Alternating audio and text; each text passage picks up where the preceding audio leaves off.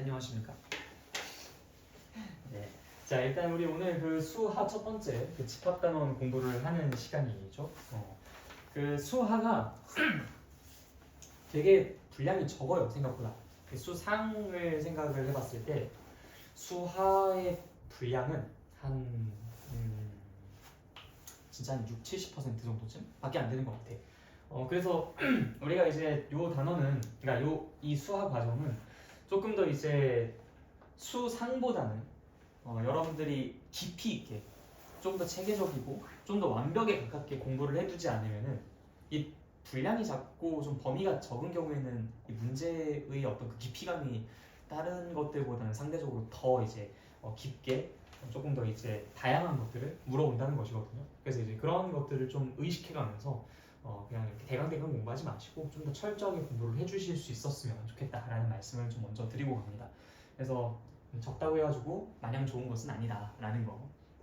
일단 우리가 이 첫 번째 단원에서 집합을 공부를 할 건데 이 집합이랑 명제라는 단원이 이 논리체계가 되게 탄탄해요. 논리체계가 되게 탄탄하고 뭔가 수학을 공부한다는 느낌보다는 논리학을 공부한다는 느낌? 심지어 약간 좀 철학 같은 그런 느낌이 들기도 해요.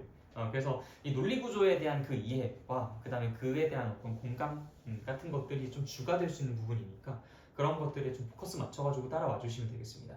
물론 이제 뭐 각각의 용어들에 대한 정의라든지 아니면 어떤 성질들을 공부한다면 혹은 어떤 공식들을 공부한다면 그런 것들의 원리, 그다음 이유 이런 것들을 공부하는 것은 다른 단원들과 마찬가지이긴 하겠지만 여기는 이제 다른 단원과는 약간 좀 다른 그런 느낌이 좀 있다라는 것을 좀 참고로 알아두시면 되겠어요. 자, 일단 첫 번째 집합과 원소라는 개념에 대해서 한번 정리를 해보도록 하겠습니다. 이 집합이라는 것은요 그냥 우리가 일상적인 어떤 실생활 속에서 이야기하는 것은 집합하면 그냥 뭔가 모여있는 것을 집합이라고 하는 것 같잖아요. 그치? 근데 수학에서는 그렇게 애매모호하게 얘기를 하진 않아요. 이 집합이라고 한다는 것은 내가 어떤 분명한 기준이 있어야 돼. 그 분명한 기준이 있어야 되는데 이 기준에 의거하여 어떤 대상이 여기에 들어가는지 그렇지 않은지를 명확하게 따져볼 수 있는 그러한 집단을 우리가 수학에서 집합이라고 이야기를 합니다.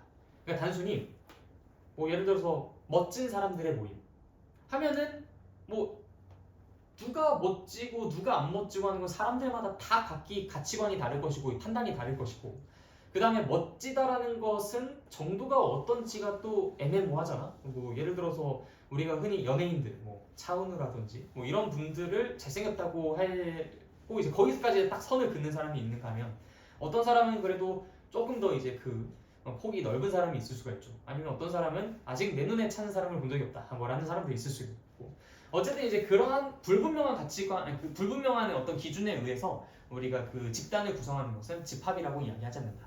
다만 예를 들어서 뭐 키가 170 이상인 사람들의 모임, 뭐 아니면은 어느 뭐 예를 들어 성북구라고 하면 성북구 주민들의 모임, 뭐 이런 식으로 분명한 기준들이 있어야 돼요.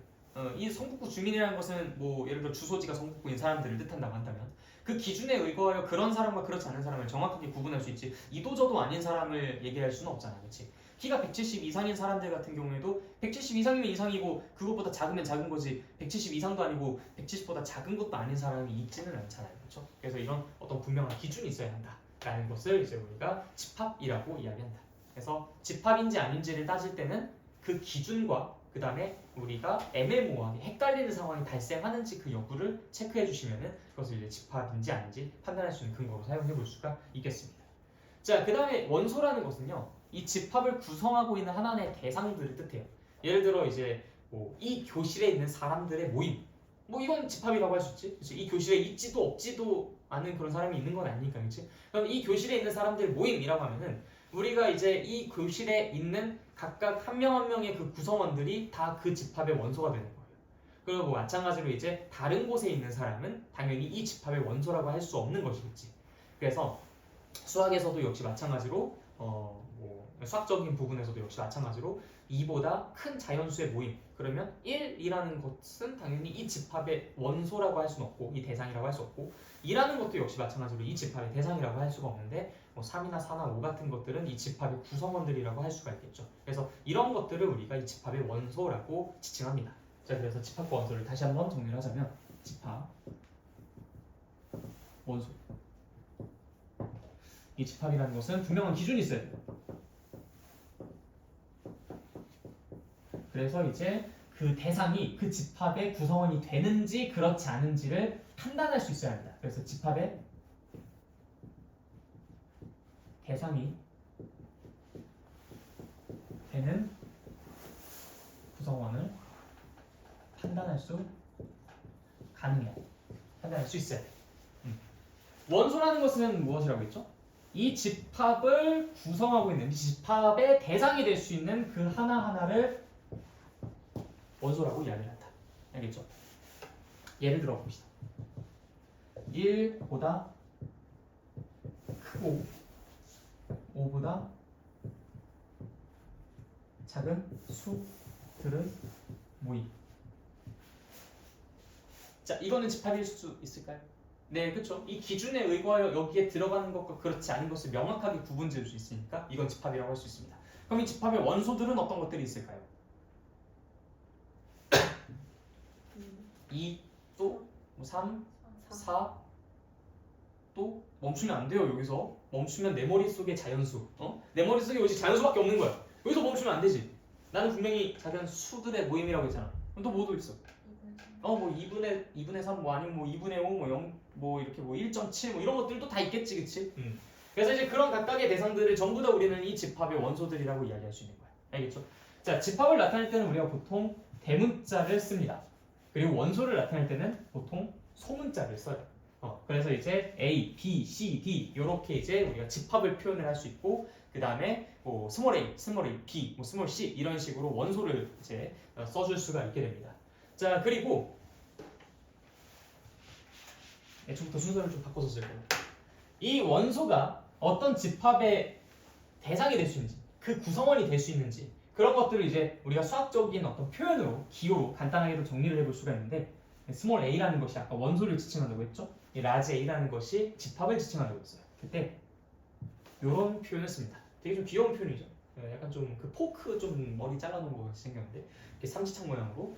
그러면 이제 a가 이 라지 a의 원소가 됐다라고 이야기를 합니다. 만약에 원소가 아니다라는 이야기를 하고 싶다면요, 여기다가 이렇게 짝대기 하나 그어주시면 돼요. 마치 우리 등호에다가 짝대기 그으면 그것이 서로 같지 않다라는 것을 나타내듯이 수학에서 언제나 이렇게 짝대기 그어버리면 그것이 아니다라는 소리거든. 그래서 이 원소가 이 집합의 구성원이 아니다. 그래서 이 a는 라지 a의 원소가 아니다라는 표현을 쓸 때는 이렇게 짝대기를 긋습니다. 알겠죠? 자, 그러면은 예를 들어 우리가 어떤 집합 a라는 것을 다음과 같이 표현해 본다고 하자. 이 집합의 표현 방식도 같이 한꺼번에 얘기를 해줘야 될 것 같은데, 이 a라는 것을 우리가 보통 집합을 표현할 때 이렇게 중괄호를 이용해서 표현을 합니다. 이 중괄호를 이용해서 표현하고, 이 집합 a는 1, 2, 3, 4라는 원소들을 갖고 있는 집합이라고 할게요. 자, 그럼 이 집합의 구성원들이 1, 2, 3, 4니까 우리는 1이라는 것이 a의 원소라고 할 수 있어요, 없어요? 있죠. 그래서 이렇게 표시하면 되는 거예요. 근데 5라는 것은 a의 원소라고 할 수 있습니까, 없습니까? 없죠. 그래서 이렇게 표시를 하면 되는 거예요. 무슨 말인지 알겠지? 네. 자, 그러면 자연스럽게 이제 우리가 이 집합의 표현 방식에 대해서 이야기를 해볼 수가 있는데, 자, 지금같이 이 a라는 것을 중괄호 해서 이렇게 각각의 원소들을 하나하나 다 나열해가지고 표현하는 방법을 원소 나열법이라고 이야기합니다. 그러니까 원소를 나열해서 표현한다 해서 원소 나열법이에요. 이름이 되게 직관적이죠, 그렇죠? 자, 그런데 이제 이런 방법들만 있는 건 아니야. 왜냐면은 우리가 아까 전에 방금 여기에다 썼다가 지웠었던 집합 하나 있었잖아. 1보다 크고 5보다 작은 수들의 모임. 이런 것들은 우리가 원소를 하나하나 다 쓸 수가 있겠어요, 없겠어요? 당연히 없겠죠. 그러니까 이제 그런 것들은 이 원소를 나열하는 방법, 즉 원소 나열법으로는 표현 자체가 불가능해요. 그럼 이제 그런 것들을 표현하고 싶은 그 어떤 우리의 그 욕구를 좀 충족시켜주기 위한 새로운 표현 방식을 또 개발해야 되지 않겠습니까? 이것은 이제 조건을 제시해서 표현을 한다라고 하여 조건 제시법이라고 불러요. 그래서 이제 조건 제시법을 쓰는 요령은 어떤 거냐면요, x, 뭐 여기 x가 아니라 뭐 y가 되어도 되고 z가 되어도 되고 a가 되어도 되고 b가 되어도 되고 c가 되어도 되고 상관없어요. x 바라고 있습니다. 바 x는 1보다 크고 어쩌고저쩌고 이런 식으로 조건을 제시해 주시면 돼요. 자, 근데 여기서 절대적으로 지켜줘야 할 부분은 바로 이 친구입니다. x 바 x는. 자, 이걸 수학적으로 우리가 어떻게 해석을 해줘야 되는 거냐면요, x, 이 집합의 원소는 x다. 이 얘기입니다. 다시 뭐라고요? 이 집합의 원소는 뭐라? x다. 그런데 이 바의 역할이 뭐냐면요. 그런데 그것이 무엇이냐면 이라는 의미예요. 즉 A라는 것의 원소는 X다. 근데 X다 라고 얘기하면 뭔지 모르잖아. 그치? 우리가 어떻게 알아요? 그리고 얘 속마음을 알 수 있는 것도 아니고. 그래서 A의 원소는 X다. 근데 우리가 뭔지 잘 모를 테니까 얘가 부연 설명을 해주는 거야. 그런데 그것이 무엇이냐면 X는 1보다 크고 5보다 작은 수다. 이런 식으로. 그럼 이제 우리가 이 조건을 보고서 이런 것들이 원소가 되는 집합이겠구나 라는 것을 떠올릴 수가 있는 것이겠죠. 알겠지? 자, 그래서 조건제시법은 뭐가 제일 중요해? 일단 이 앞부분에 있는 이 기본 세팅이 제일 중요한 거야. A의 원소는 뭐다? X다. 근데 그 X가 무엇이냐면 X는 1보다 크고 어쩌고저쩌고. A의 원소는 X다. 근데 그 X는 무엇이냐면 자연수다. 뭐 A의 원소는 뭐 A다. A라고 써줘도 돼요. A라고 써져 있는데 근데 여기는 갑자기 X라고 써버리면 그럼 또 설명이 제대로 안 되는 거예요. 그렇지? A의 원소는 A다. 근데 그 A가 무엇이냐면 뭐 실수다. 뭐 이런 식으로. 양수다. 아니면 뭐 5보다 작은 자연수다. 이런 식으로. 무슨 말인지 알겠죠? 네, 그래서 조건제시법은 해석하는 방법이 그렇다. 그래서 이 약속을 제대로 지키지 않는다면 의사소통 자체가 불가능합니다. 그래서 이 조건제시법으로 써져 있는 것도 해석이 불가능하고 내가 그 조건제시법을 이용해서 표현을 하고 싶어도 이게 완전히 엉뚱한 표현으로 쓰다 보면은 제대로 전달이 될 리가 없겠죠. 그렇지? 그리고 아까 전에 문자도 서로 다르게 쓰게 되면 역시 그것도 이제 오해를 남길 수 있으니까 꼭 좀 지켜줘야 할 부분이 있다. 알겠죠?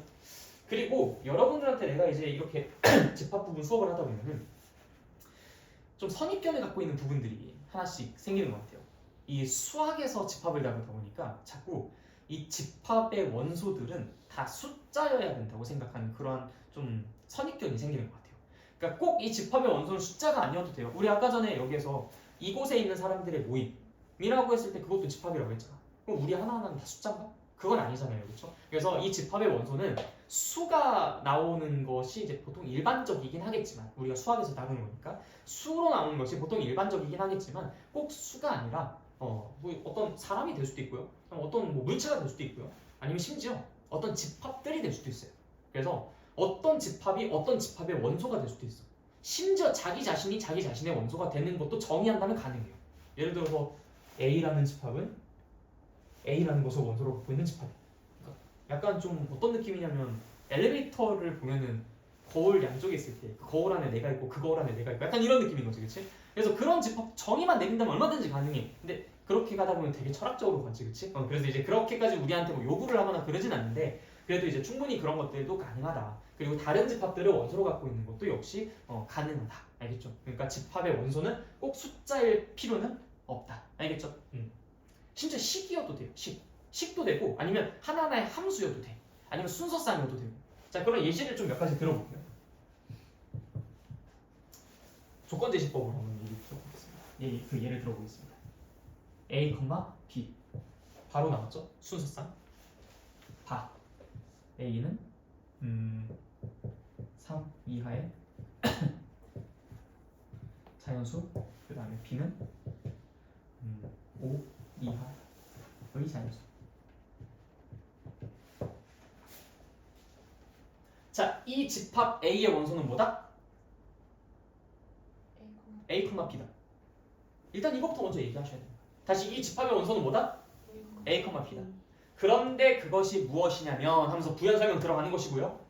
이 A에 대한 설명과 이 B에 대한 설명이 반드시 그 뒤에 따라와야 되겠죠. 그 뒤에 그런 설명이 안 나와 있으면 얘가 뭔지 어떻게 알아? 이 집합을 제대로 정의를 안 내린 거야, 그렇다면.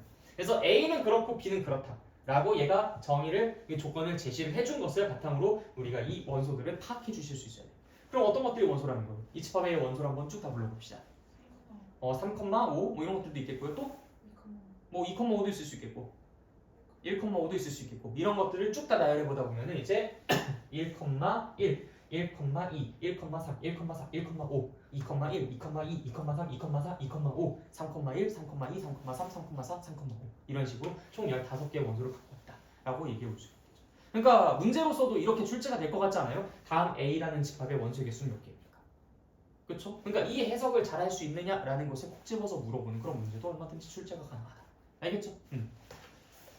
자, 그러면 좀 몇 가지 더 해볼까? 이번엔 B라는 집합 AX 플러스 B 바 A는 1보다 크거나 같고 3보다 작거나 같다. B라는 것은 2보다 크다.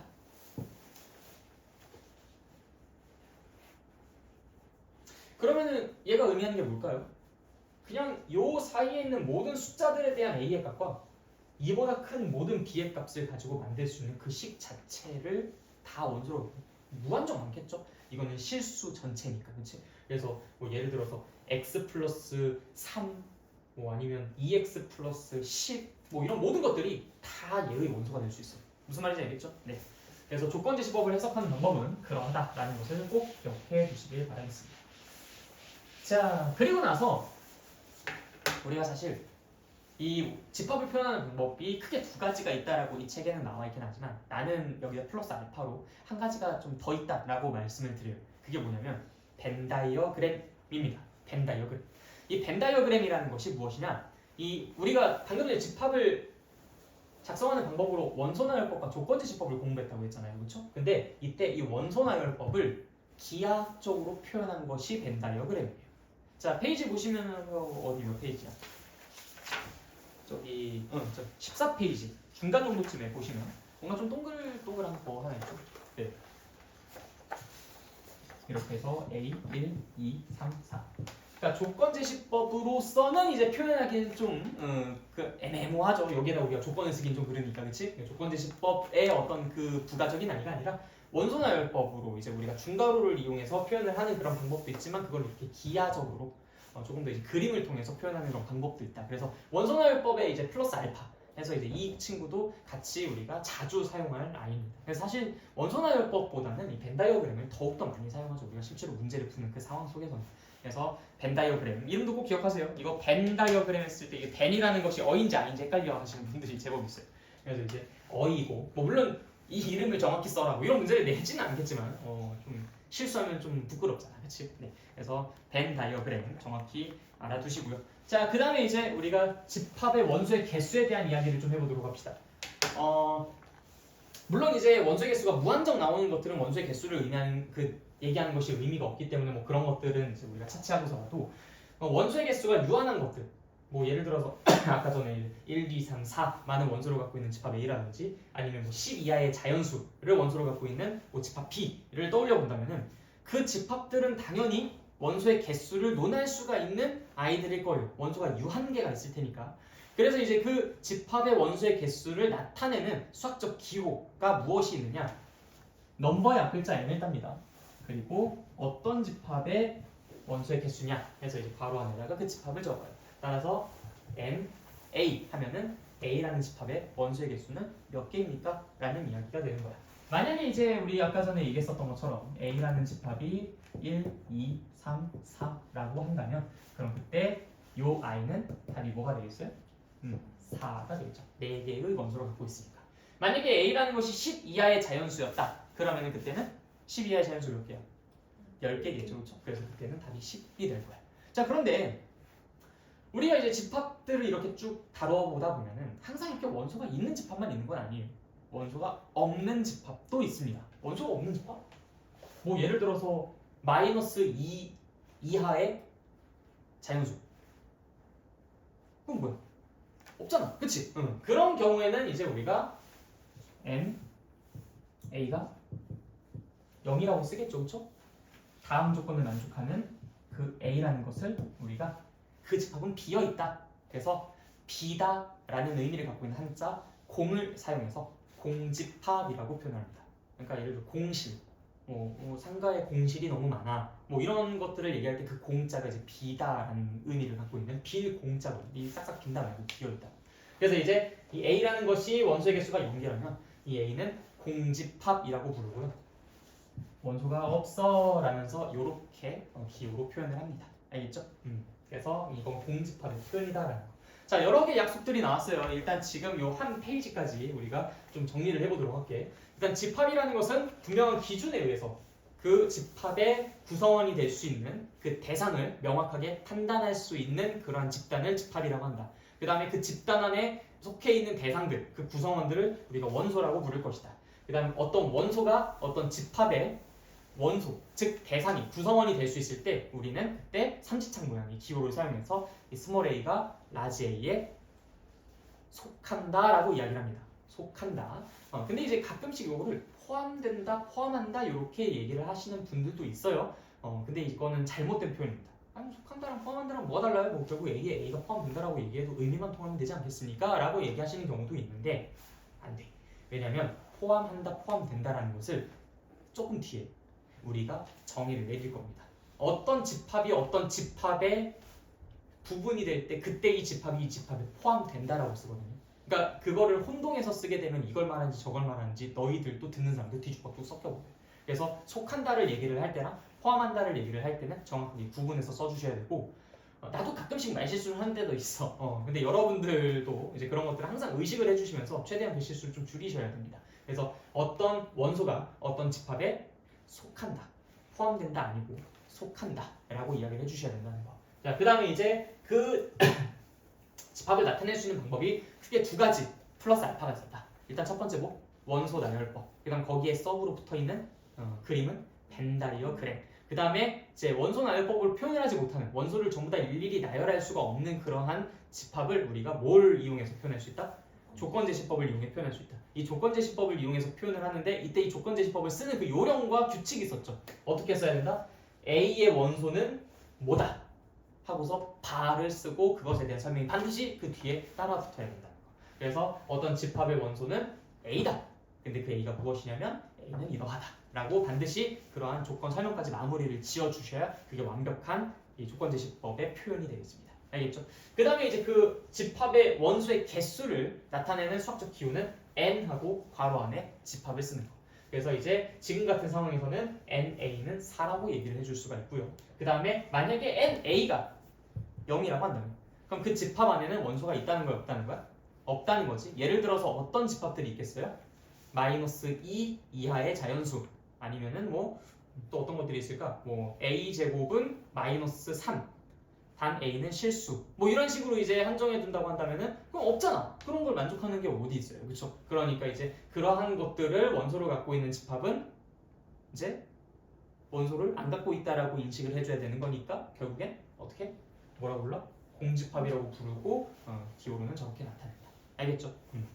그 다음에 뭐 유한집합, 무한집합 뭐 이런 얘기들이 나오는데 뭐 이건 직관적으로 원소의 개수가 유한계면 유한집합이고 원소의 개수가 무한계면 무한집합이구나 라고 생각해 주시면 됩니다. 원래 이것의 엄밀한 정의는 사실 이제 대학교 가가지고 좀 특별하게 배우긴 하는데 그냥 그럴 필요는 없고 여러분들은 그냥 원소의 개수가 유한계면 유한집합, 무한계면 무한집합 이렇게만 알아두셔도 충분해요. 알겠죠? 자, 그 다음에 지금부터 나오는 얘기가 상당히 중요합니다. 부분집합, 그 다음에 포함관계에 대한 이야기인데 어떤 집합 A가 1, 2, 3, 4를 원소로 갖고 있고요. 어떤 집합 B가 1, 2를 원소로 갖고 있다 라고 해봅시다. 자, A라는 집합은 1, 2, 3, 4를 원소로 갖고 있고 B라는 집합은 1, 2라는 것을 원소로 갖고 있어요. 자, 여러분들 생각해봤을 때 당연히 B는 이 A의 일부분처럼 보이시죠? 그렇죠? 직관적으로 그렇게 보이잖아. 그치? 그런 경우에 우리는 이 집합 B를 집합 A에 대해서 이거는 일부분에 해당하는 집합이네? 부분이 되는 집합? 부분집합이라고 해도 되지 않을까? 라는 걸 일단 공감대 형성할 수 있을 것 같아요. 네, 수학에서는 엄밀하게 정의를 어떻게 내리냐면요. 이 집합 B에 속한 모든 원소가 A라는 집합에 속해 있으면 이 집합 B는 집합 A에 포함된다. 또는 집합 B는 집합 A의 부분집합이다 라고 이야기를 합니다. 자, 다시 한번 반복할게요. 이 집합 B에 있는 각각의 구성원들 있잖아.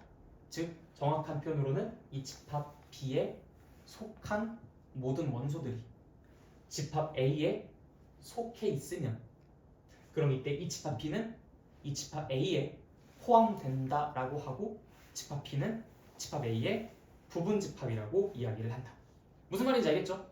자, 그러니까 지금 같은 상황에서는 누가 봐도 B는 A의 일부분인 것 같아 라고 생각이 드는데 그런 것을 수학적으로는 다음과 같이 정의를 내리고 표현하기로는 이제 포함된다 또는 A가 B를 포함한다 혹은 이제 B가 A의 부분집합이다 라고 이야기를 한다. 이거를 수학적 기호로는 어떻게 표현을 하냐면요. B라는 것이 A에 포함된다 이렇게 표현합니다. 아까 삼지창 기호랑 조금 다르죠, 그렇죠? 가운데 있는 이게 살짝 빠졌어. 물론 포함되지 않는다라고 얘기를 할 때는 여기다가 짝대기를 그어주시면 됩니다. 예를 들어서 B가 1, 2, 5 이렇게 되어 있는 경우에는 이 5라는 원소는 A에 없잖아. 그러다 보니까 일부분이 아니죠, 그렇죠? 그러니까 포함된다라고 할 수는 없겠지. 그래서 이 포함 관계에 대해서 명확하게 여러분들이 정의를 잘 알고 계셔야 합니다. 자, 포함한다의 정의가 뭐라고요? 이 집합 B의 모든 원소가 집합 A에 포함이라는 단어 쓰면 안 된다니까. 원소가 집합에 포함된다라는 단어 쓰면 안 돼요. 포함이라는 것은 집합이 집합에게 속한다라는 것이 원소가 집합에게. 알겠죠? 다시 이 집합 B에 속해 있는 모든 원소가 집합 A에 속해 있을 때, 구성원일 때, 원소일 때, 그때 이 집합 B는 집합 A에 포함된다. 혹은 집합 B는 집합 A의 부분 집합이다. 무슨 말인지 알겠죠? 자, 이거 머릿속으로 조금 중얼중얼 어려보세요. 이 정의를 정확하게 알고 있어야 돼요. 이 집합 B에 속한 모든 원소가 집합 A에 속해 있을 때, 그러니까 모든 원소가 집합 A에 속해 있을 때 집합 B는 집합 A의 부분 집합이다. 집합 B는 집합 A에 포함된다. 집합 A는 집합 B를 포함한다. 이런 용어들을 거기에 사용을 할 수가 있다. 알겠죠? 잠깐 머릿속으로 한번 중얼중얼 어려보세요. 이 정의를 정확하게 알고 계셔야 합니다.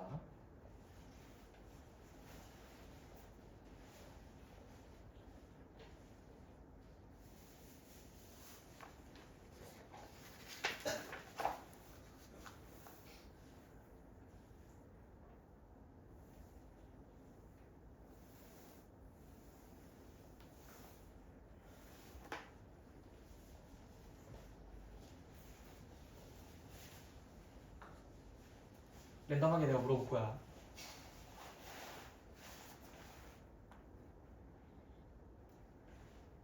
집합 단원에서 제일 중요한 부분이 무엇입니까? 라고 묻는다면 나는 진짜 단 한 번의 고민도 없이 포함 관계 이 부분을 들 정도로 이 부분은 정말 중요하고 여러분들이 앞으로 문제를 풀 때 굉장히 많이 맞닥뜨릴 수 있는 부분입니다.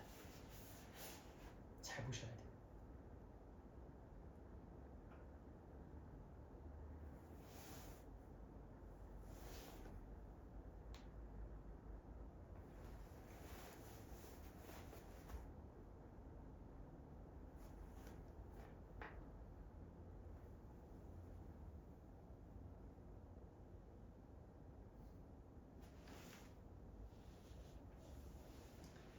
자, 다들 준비되셨죠?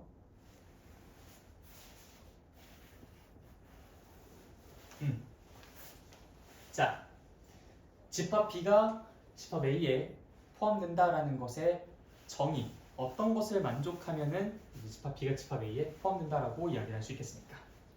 집합 B의 모든 원소들이 집합 A에 속할 때. 그러면 이제 집합 B가 집합 A에 포함된다. 혹은 집합 B가 집합 A의 부분 집합이다.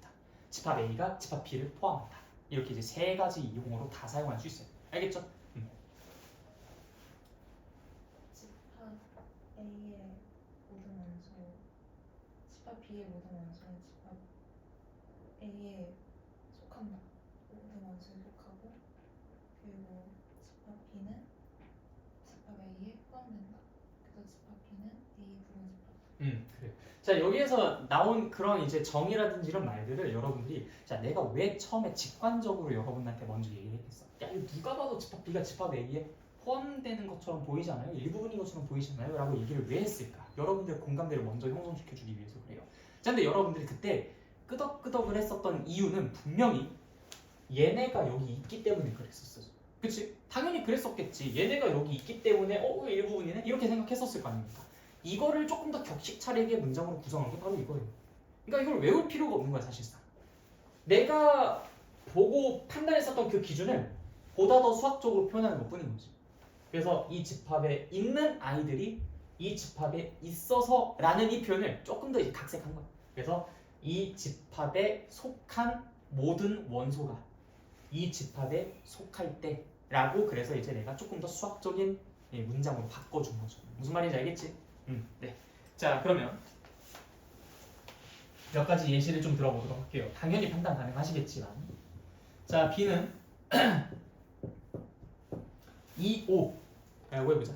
그럼 이 집합 B는 집합 A에 포함됩니까? 네, 아니죠. 그래서 집합 B는 집합 A에 포함되지 않는다라고 이야기를 합니다. 자, 그러면 집합 C가 있는데 집합 C는 1, 2, 3.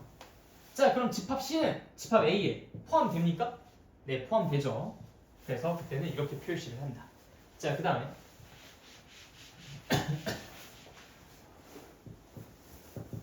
집합 B가 1, 2, 3 4까지 첫 번째 관문입니다. 이 집합 B는 집합 A에 포함될까요? 혹은 이 집합 B는 집합 A에 부분 집합이 될 수 있을까요? 자, 어떨 것 같습니까? 집합 B는 집합 A에 부분 집합이 될 수 있다. 손. 될 수 없다. 될 수 있다. 손. 약간 좀 사운드 듣고서 이제 눈치껏 하는 거 아니에요? 한 명이 손 들면 이 타임이다 하면서. 자, 될 수 없다. 손. 안 속네. 자, 아무튼. 자, 그래서 우리가 지금 여기에서 이 집합 B가 집합 A에 포함이 되는지 여부를 따지기 위해서는 오직 뭐만 가지고 판단하면 되는 거야. 정의만 가지고 판단하면 되는 거야. 그러니까 내가 아까부터 계속 정의를 강조했었던 이유가 있어요. 자, 정의를 잘 공부하지 않은 사람들이 하는 행동을 내가 먼저 흉내내볼게. 부분 집합. 부분이면 부분 집합. 부분이면 부분. 어쨌든 자, 감정이입하지 않고 부분이면 부분 집합. 부분이면 부분. 자꾸 이제 이런 식으로 공부를 하다 보니까 딱 이거 보자마자 에이 이건 전체네. 전체가 어떻게 부분 집합이야? 말도 안 돼. 이게 뭐 하나가 없어야 뭐 부분 집합이라고 하지. 다 있는데 이게 어떻게 A의 부분이라고 할 수 있어? B가 어떻게 A의 부분 집합이야? 말도 안 돼. 아니야. 라고 해서 다 틀려버리는 거야. 그러니까 부분 집합이라는 것의 그 정의가 뭐였습니까? 포함 관계의 정의가 뭐였어요? 그냥 요 집합에 있는 모든 원소가 요 집합에 속해 있으면 되는 거야. 집합 B의 모든 원소가 집합 A에 속하는지 확인해 봤더니 어때요? 속해 안 속해? 속하지. 그러니까 포함 관계가 성립하는 거고, 그러니까 부분 집합이 될 수 있는 거야. 무슨 말인지 알겠죠? 그러니까 이걸 대충 이미지로 공부를 하다 보면은 내가 이 아주 특별한 그 순간, 그러니까 일반적인 상황에서는 다들 스무스하게 넘어가요. 대충 공부한 사람도 완벽하게 공부한 사람도 스무스하게 넘어간다.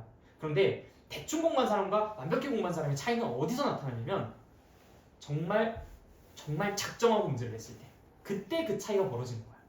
그러니까 지금처럼 너네 또 부분만이 부분 집합이라 생각하고 있지? 라고 하는 그 친구들을 모두 다 저격해가지고 낸 문제, 이거를 풀 수 있냐 없냐가 이제 바로 그 정의를 제대로 알고 있냐 없냐에 귀결될 수밖에 없다는 거. 알겠죠? 자, 그러면 C라는 집합 1, 3, 4. 자, 이 C라는 집합은 A라는 집합에 속합니까? C라는 집합은 A라는 집합에 속해요? C라는 집합은 A라는 집합에 속해요? 속해요? 속하냐고. 아직 눈치 못 챘습니까? 속합니까? 집합 C는 집합 A에 속해요? 아니지. 이거 끄덕끄덕하면 안 돼요. 왜? 속한다는 것은 언제 쓸 수 있는 말이라고. 그래. 원소랑 집합 사이의 관계에서만 쓸 수 있다고. 지금 여기에서 이 C라는 것은 A의 부분 집합이지 이 C가 A에 속하는 게 아니잖아. 그치? 자, 1이라는 것은 C라는 것에 포함됩니까? 아이, 끄덕끄덕하지 말라니까. 포함 관계는 집합과 집합 사이의 관계에서만 쓸 수 있다고요. 이 용어 진짜 여러분들 잘 구분하셔야 됩니다. 이거는 포함되는 거고요. 이거는 속하는 거예요. 알겠죠? 그러니까 한국어로 얘기를 하든 이렇게 기호로 얘기하든 여러분들 절대로 여기서 속아 넘어가면 안 돼. 1이라는 것이 C에 포함된다. 요거는 당연히 맞는 말 틀린 말. 틀린 말이지만 요거는 어떨까요? 1이라는 것을 원소로 갖고 있는 집합이 이 C라는 집합에 포함되느냐라고 물어보고 있어요. 어때요? 이건 됩니까? 네, 이건 되는 거죠. 그러니까 이 차이를 여러분들이 되게 섬세하게 세밀하게 공부해 주셔야 됩니다. 알겠죠?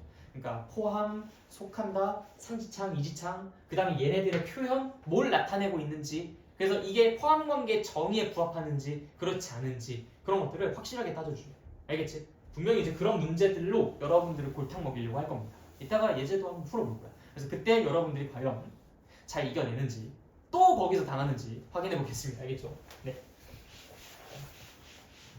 그리고 포함관계에서 얘기하고 싶은 게 하나가 더 있습니다. 공집합. 이 공집합이라는 것은 원소가 있어요, 없어요? 없어요. 그렇기 때문에 이 포함관계의 정의에 부합하는지를 따질 수 있는 대상이 없어. 그럼 따질 수 있는 대상이 없기 때문에 우리가 그것은 그 기준에 의해서 따지는 것이 아니라 새롭게 정의를 내려줘야 됩니다. 그렇죠?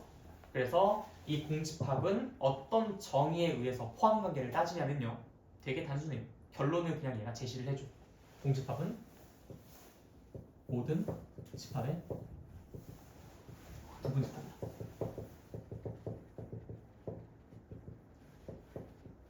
여기서 이유를 찾지 마세요. 그러니까 공집합은 선생님 지금 원소가 없으니까 없는 거는 전부 여기에 포함된다고 할 수 있잖아요. 왜냐면 지금 눈에 보이지 않는 이 빈 공간 소설을 쓰지 마시고 그거 안 돼요. 자꾸 그러면 안 돼. 그러면 안 돼. 그게 아니라 이 공집합은 원소가 없잖아. 그러니까 원래 우리 부분집합과 포함관계에서 얘기를 할 때 이 집합에 속한 모든 원소가 저 집합에 속하는지를 체크해 봐야 되는데 여기에 원소가 없으니까 체크할 수 있는 대상이 없는 거야. 그러니까 뭐 포함관계를 얘기를 애초에 할 수가 없는 거지. 그런데 이 비어있는 집합은 그래도 우리가 직관적으로 봤을 때 여기에 일부분이라고 해도 괜찮을 것처럼 보이잖아요. 그렇죠? 그래서 어떠한 그런 이유 때문에 그렇게 이제 우리가 부분집합이다라고 얘기를 하는 게 아니라 원래는 판단할 수는 없지만 공집합은 모든 집합의 부분집합이다라는 이 정의, 약속에 의거하여 이 A라는 집합에 포함됩니다. 그래서 이 공집합은요 A라는 집합에 포함된다라고 이렇게 얘기를 해줄 수가 있어요. 무슨 말인지 알겠죠? 네. 자, 그럼 여기서 문제. 공집합은요 공집합이라는 것에 포함될까요?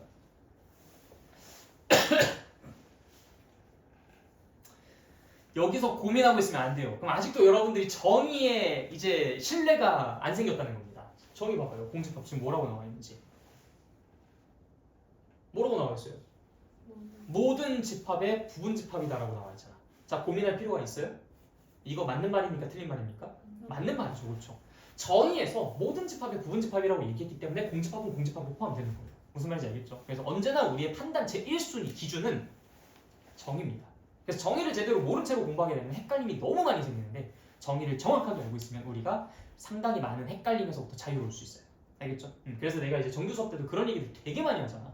그러니까 정의를 정확하게 공부해야 돼. 혹은 어떤 문제에서 내가 헷갈리고 뭔가 좀 고민이 돼. 그러면은 개념 다시 공부하고 이 문제 다시 봐. 이런 식으로 내가 되게 얘기를 많이 드리죠. 그렇죠? 그 이유가 바로 이런 데 있는 거예요.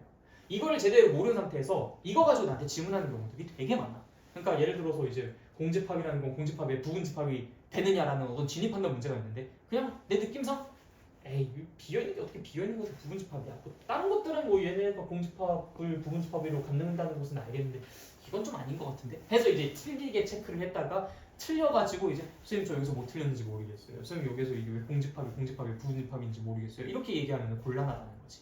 그럼 이 정의를 제대로 학습하지 않았다는 거니까 이건 내용상의 문제이지 않았겠습니까? 그렇죠? 판단과 어떤 그 아이디어의 문제가 아니라 이 내용을 제대로 인식하지 못해서 생긴 문제들은 그거는 발생시키면 안 된다. 알겠죠? 자, 그래서 이 공집합은 모든 집합의 부분집합이다 보니까 어떤 집합을 쓰던지 간에 전부 다 포함된다라는 얘기를 해도 다 맞는 말이 됩니다. 알겠죠?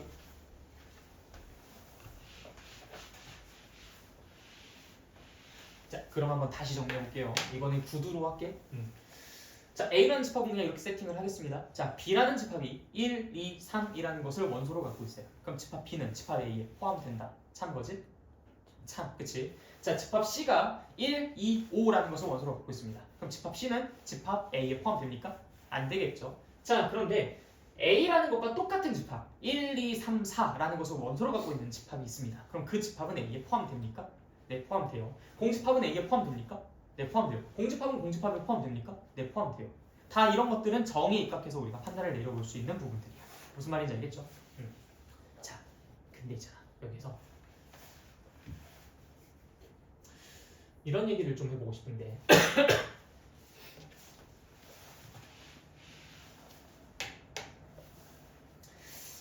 이 집합 A라는 것이 1, 2, 3으로 구성되어 있고요. 집합 B가 무엇인지는 모르겠는데 이 집합 A가 집합 B에 포함되고요. 동시에 집합 B가 집합 A에 포함된다라고 해봅시다. 어때요 그러면? 무슨 상황일까요? A와 B인 것 같아요. 네, 맞아요. 이것이 집합의 상등입니다. 상자가 서로 상자고 등이 같을 등자거든요. 그래서 집합의 상등, 대체관계들 두 집합이 서로 같다라는 것을 우리가 다음과 같이 얘기해요. 그러니까 집합이 서로 같다라는 것을 두 집합의 원소가 서로 같다 이런 식으로 얘기하지 않습니다. 두 집합의 원소가 서로 같다. 이거는 약간 좀 비수학적인 표현이라고 생각하셨나봐 다들. 그래서 이제 그 집합의 상등은 서로 같음을 어떻게 표시하냐면 A는 B에 포함된다, B는 A에 포함된다. 아 물론 이렇게 써도 돼요. 이렇게 써도 되는데 이러기 위한 조건으로 제시한 게 이거야라는 얘기야. 그러니까 이 조건을 만족시키면 이렇다.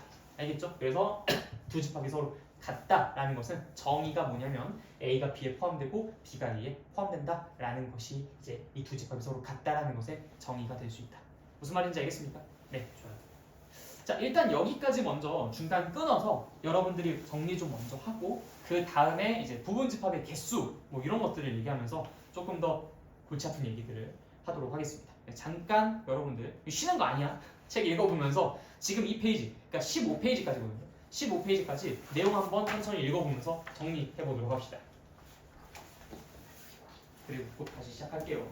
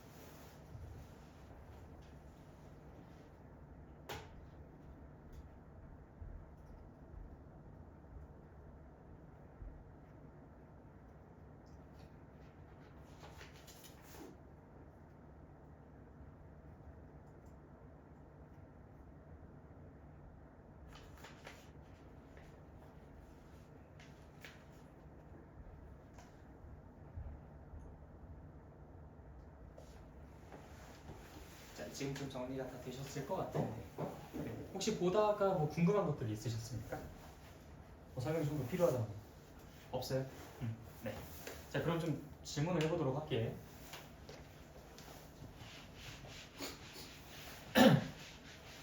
랜덤하게 찍어가지고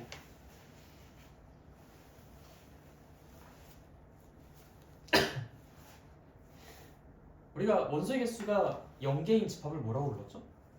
공집합이라고 불렀죠. 이 공집합은 모든 집합의 부분 집합이 맞습니까? 네. 그러면은 자기 자신, 즉 공집합은 공집합의 부분 집합이 맞나요? 네. 어떤 집합이 있어요. 그 어떤 집합은 공집합을 부분 집합으로 갖습니까? 네. 그럼 그 집합은 자기 자신을 부분 집합으로 갖기도 하나요?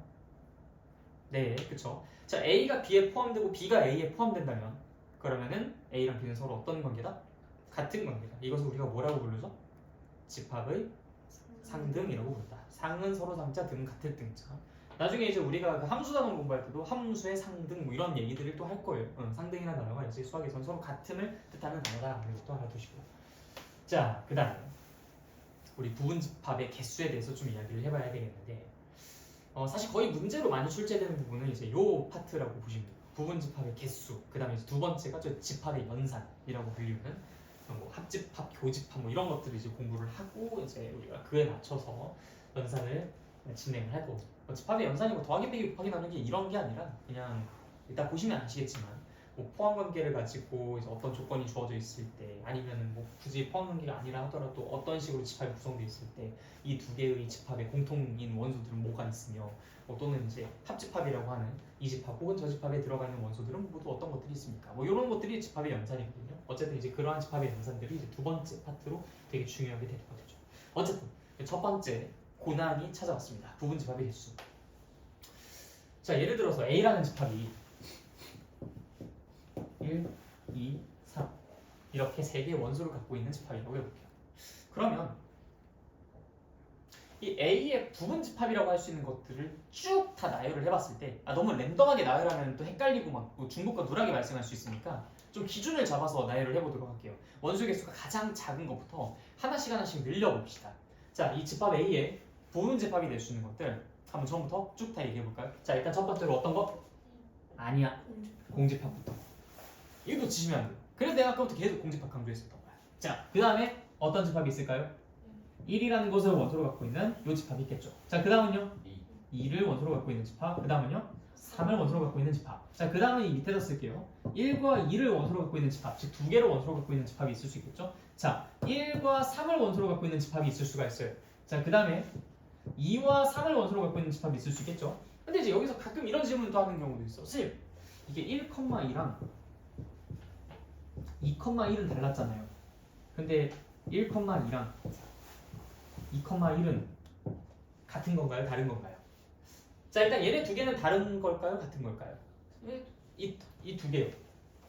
이 두 개는 다른 거죠, 그렇죠? 왜 이름이 순서쌍이겠습니까? 순서를 고려해서 나열한 쌍이기 때문에 이름이 순서쌍이야. 순서를 고려했다는 것은 순서가 바뀌었다는 것은 분명히 다르게 취급하고 싶으니까 순서를 고려했다라고 이름에도 순서라는 말을 붙이지 않겠습니까? 그래서 순서쌍으로서 1,2랑 2,1은 서로 다른 개념이에요. 근데 집합은요? 그냥 모아놓은 거야. 예를 들어서 여기 철수랑 여기 영희가 있는 것과 여기 영희가 여기 철수가 있는 것과 이렇게 모아놨을 때 이 두 개는 서로 같아 보여 달라 보여? 당연히 같은 거야. 그렇기 때문에 1과 2랑 2와 1 이렇게 서로 순서가 바뀌었다 하더라도 이 두 개는 다르지 않습니다. 이 두 개는 같은 거다. 무슨 말인지 알겠죠? 네. 그래서 일단 이렇게 작성을 해볼 수가 있겠고, 자, 그 다음에 이번에 원소가 3개가 있는 것 마지막으로 피날레 장식해 주시면 되겠죠. 자, 그럼 모두 몇 개입니까? 8개. 근데 내가 이 집합 A의 부분 집합의 개수를 구하기 위해 정말 처음부터 끝까지 다 나열을 해봐야 할까? 그거는 좀 아닌 것 같아요. 그렇게 했다가는 큰일 날 것 같아. 왜? 이게 개수가 하나씩 늘어나게 되면요, 부분 집합의 개수가 기하급수적으로 늘어납니다. 뭐 예를 들어서 여러분들은 아직 잘 모르실 수 있겠지만 원소 개수가 만약에 10개가 된다면 그럼 그때는 부분 집합의 개수가 1024개가 돼요. 1024개를 어떻게 다 나열해서 개수를 낼 거야, 그렇지? 개수를 내가 정성스럽게 셌는데 1021개가 나왔어. 얼마나 짜증나, 그치? 어쨌든 그래서 하나하나 다 나열해서 개수를 세는 상황은 아니고 뭔가 그 안에서의 규칙성이 있어. 그 규칙성을 발견하시면 지금처럼 빠른 계산이 가능합니다. 그러니까 계산을 통해서 우리가 부분집합의 그 개수를 구해볼 수가 있겠다라는 얘기인 거야. 자, 그러면 도대체 어떤 원리가 적용되는 걸까? 내가 부분집합을 만들고 싶은 당사자라고 생각해 볼게요. 그럼 일단 중괄호를 먼저 하나 이렇게 딱 그려놓고 요 안에 누구를 집어넣을지만 결정만 해주면 되는 거잖아. 자, 여러분들 2학년 2학기 맨 마지막에 경우의 수랑 확률 부분 공부했었던 거 기억하시죠? 거기에서 경우의 수를 공부했었던 그때로 잠깐만 한번 돌아가 봅시다. 그때 그 느낌으로, 안 좋은 느낌 말고 좋은 느낌으로, 네, 좋은 느낌으로 돌아가서 생각해 볼게요. 자, 요 안에 들어갈 것을 골라주는 고민을 할 건데 1을 보고서 고민 몇 가지를 합니까? 두 가지를 하죠. 넣을지 말지를 고민할 거예요. 자, 그럼 넣을지 말지에 대한 고민 끝에 뭔가 결정이 됐겠죠, 그렇죠? 근데 그 1만 결정하고 끝나나? 아니죠. 연달아 계속 고민을 이어나갈 거예요. 자, 그럼 2도 역시 넣을지 말지 고민을 하겠죠. 몇 가지 고민을 합니까?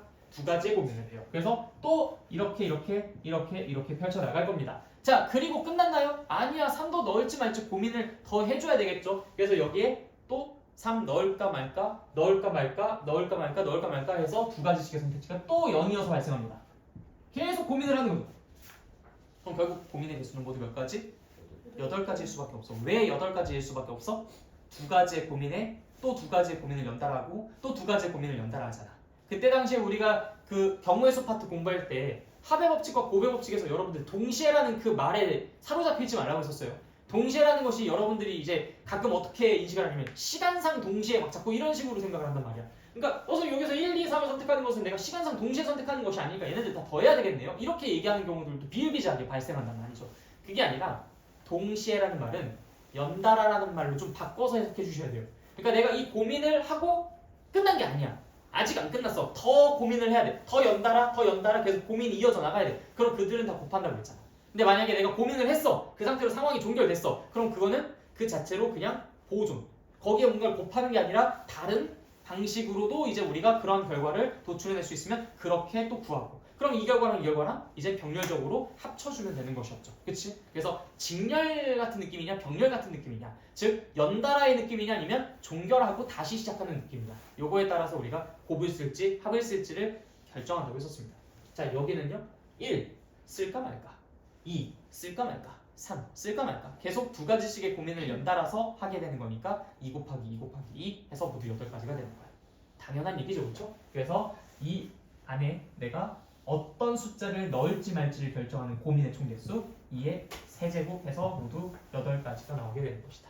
자, 그러면 진짜 그 모든 상황들이 그 하나하나의 집합을 다 만드는지 한번 체크해 볼까요?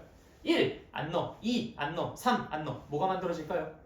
공집합. 1 넣어, 2 안 넣어, 3 안 넣어. 그러니까 뭐 어떤 집합? 1 넣어, 2 안 넣어, 3 안 넣어. 1만을 원소로 갖고 있는 집합. 1 넣어, 2 안 넣어, 3 넣어. 1, 3을 원소로 갖고 있는 집합. 1 넣어, 2 넣어, 3 넣어. 1, 2, 3을 원소로 갖고 있는 자기 자신 집합. 그쵸? 그래서 부분 집합의 총개수는 8개라고 얘기를 한다. 알겠죠? 자, 이때 진부분 집합이라는 개념도 있어요. 진부분 집합. 자, 진부분 집합이라는 것은 무엇이냐면 그 있잖아, 우리도 야, 내가 여기 사탕이 뭐 5개가 있는데 일부분 갖고 가. 일부 갖고 가서 먹어. 라고 얘기했는데 오케이, 선생님이 분명히 A라는 집합의 부분 집합은 A 자기 자신도 포함한다고 했어. 즉 여기에 5개의 부분은 5개 전체이기도 할 거야. 5개 다 가지고 가야지 하면은 좀 내가 속상하겠지, 그치? 그러니까 부분 집합이라고 했는데 이 부분이 아닌 전체를 다 가지고 가면 뭔가 조금 좀 기분이 이거 좀 속상해. 나도 먹고 싶은데. 그래서 이제 그러한 상황은 부분이라고 하기엔 조금 그러지 않냐? 라고 이제 입장이 좀 다들 그런 어떤 공감대가 형성이 되잖아. 그래서 이제 진부분 집합이라는 개념이라는 것도 이제 여기서 하나 더 우리가 학습하고 넘어가면 되는데, 이 진부분 집합은 그냥 쉽게 그냥 찐이다 이렇게 생각해 주세요. 그냥 얘는 찐이야. 그냥 진짜 부분이야. 진짜 부분. 그러니까 자기 자신 말고 진짜 부분. 자, 그러다 보니까 이 부분 집합 총 개수 중에서 결국 뭐만 빼주면 돼요? 나 하나만 빼주면 되는 거야. 그러니까 여기서 부분 집합의 개수는 몇 개입니까? 8개겠지만 진부분 집합의 개수는 몇 개입니까? 그럼 몇 개? 7개라고 얘기해 주시면 됩니다. 근데 여기서 절대로 오해하지 마세요. 나 자신을 빼다 보니까 하나가 빠지는 거지. 나 자신을 빼니까 하나가 빠지는 거지. 진부분 집합의 개수를 물어볼 때 무조건 1을 빼는 게 아니에요. 알겠죠? 선생님 항상 1을 빼는 게 낫지 않나요? 부분 집합의 개수 중에서 언제나 자기 자신을 항상 한 번 카운트를 해주니까 뭐 지금은 그렇게 생각이 들 수 있겠죠. 그렇지 않은 상황도 조금 있다가 마주하게 될 겁니다. 그때 가서 여러분들이 어떻게 그 상황을 잘 이겨내는지 확인해 보도록 할게요. 난 분명히 힌트 드렸습니다. 여기서 진부분 집합의 개수를 구하세요 하면은 무조건 빼기 1 이렇게만 이제 대응시키지 마시고 그 개수 안에 나 자신이 카운트가 됐는지, 그래서 내가 1을 빼주는 게 맞는지 아니면 그러면 안 되는지 이런 것들을 꼭 좀 체크를 해줘. 알겠지? 자, 그러면 다음 문제로 넘어가. 이번엔 좀 개수를 늘려볼까요?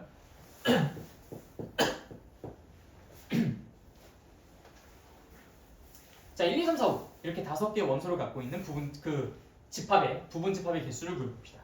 당연히 몇 개야? 당연히 몇 개야? 뭐라고? 잠깐만, 나 깜짝 놀랐어 지금. 자, 중괄호 안에 1 집어넣을까 말까, 2 집어넣을까 말까, 3 집어넣을까 말까, 4 집어넣을까 말까, 5 집어넣을까 말까. 지금 우리 이거 고민하는 거잖아, 그렇지? 그러면 고민을 내가 모두 몇 가지 합니까? 2의 다섯 제곱을 하는 거지. 너 자꾸 나 속일? 왜 네 제곱이야? 왜 네 제곱이야? 다섯 제곱이지. 자, 2의 다섯 제곱, 그치? 그게 몇 가지? 32가지, 그치? 32개. 이 원소의 개수가 5개니까 얘를 넣을까 말까, 얘를 넣을까 말까, 얘를 넣을까 말까, 얘를 넣을까 말까, 얘를 넣을까 말까. 이를 계속 연달아 5번 곱하는 거잖아. 그러니까 당연히 2의 5제곱이겠지. 그치? 자, 그러면은 내가 여기서 조건을 좀 한번 집어넣어 볼게. 1은 반드시 포함했으면 좋겠다.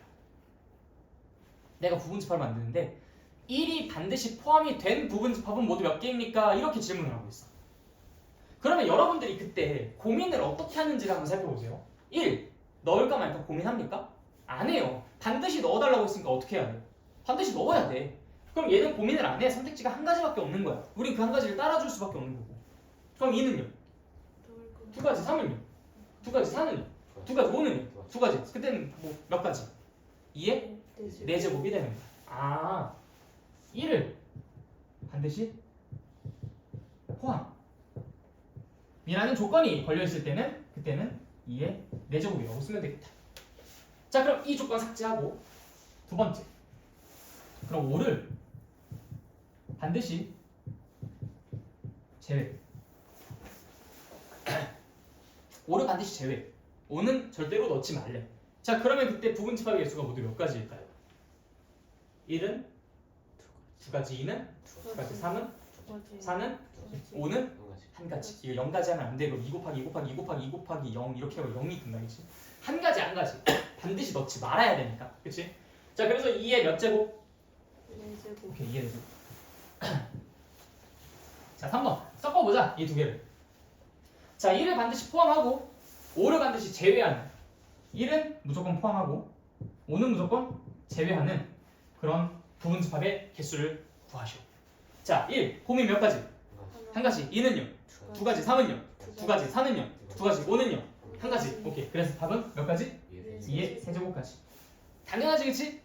너무 쉬워, 너무 쉬워. 여기까지는 여러분들이 원리를 정확하게 이해하고 있으면 이건 아주 껌이야, 껌.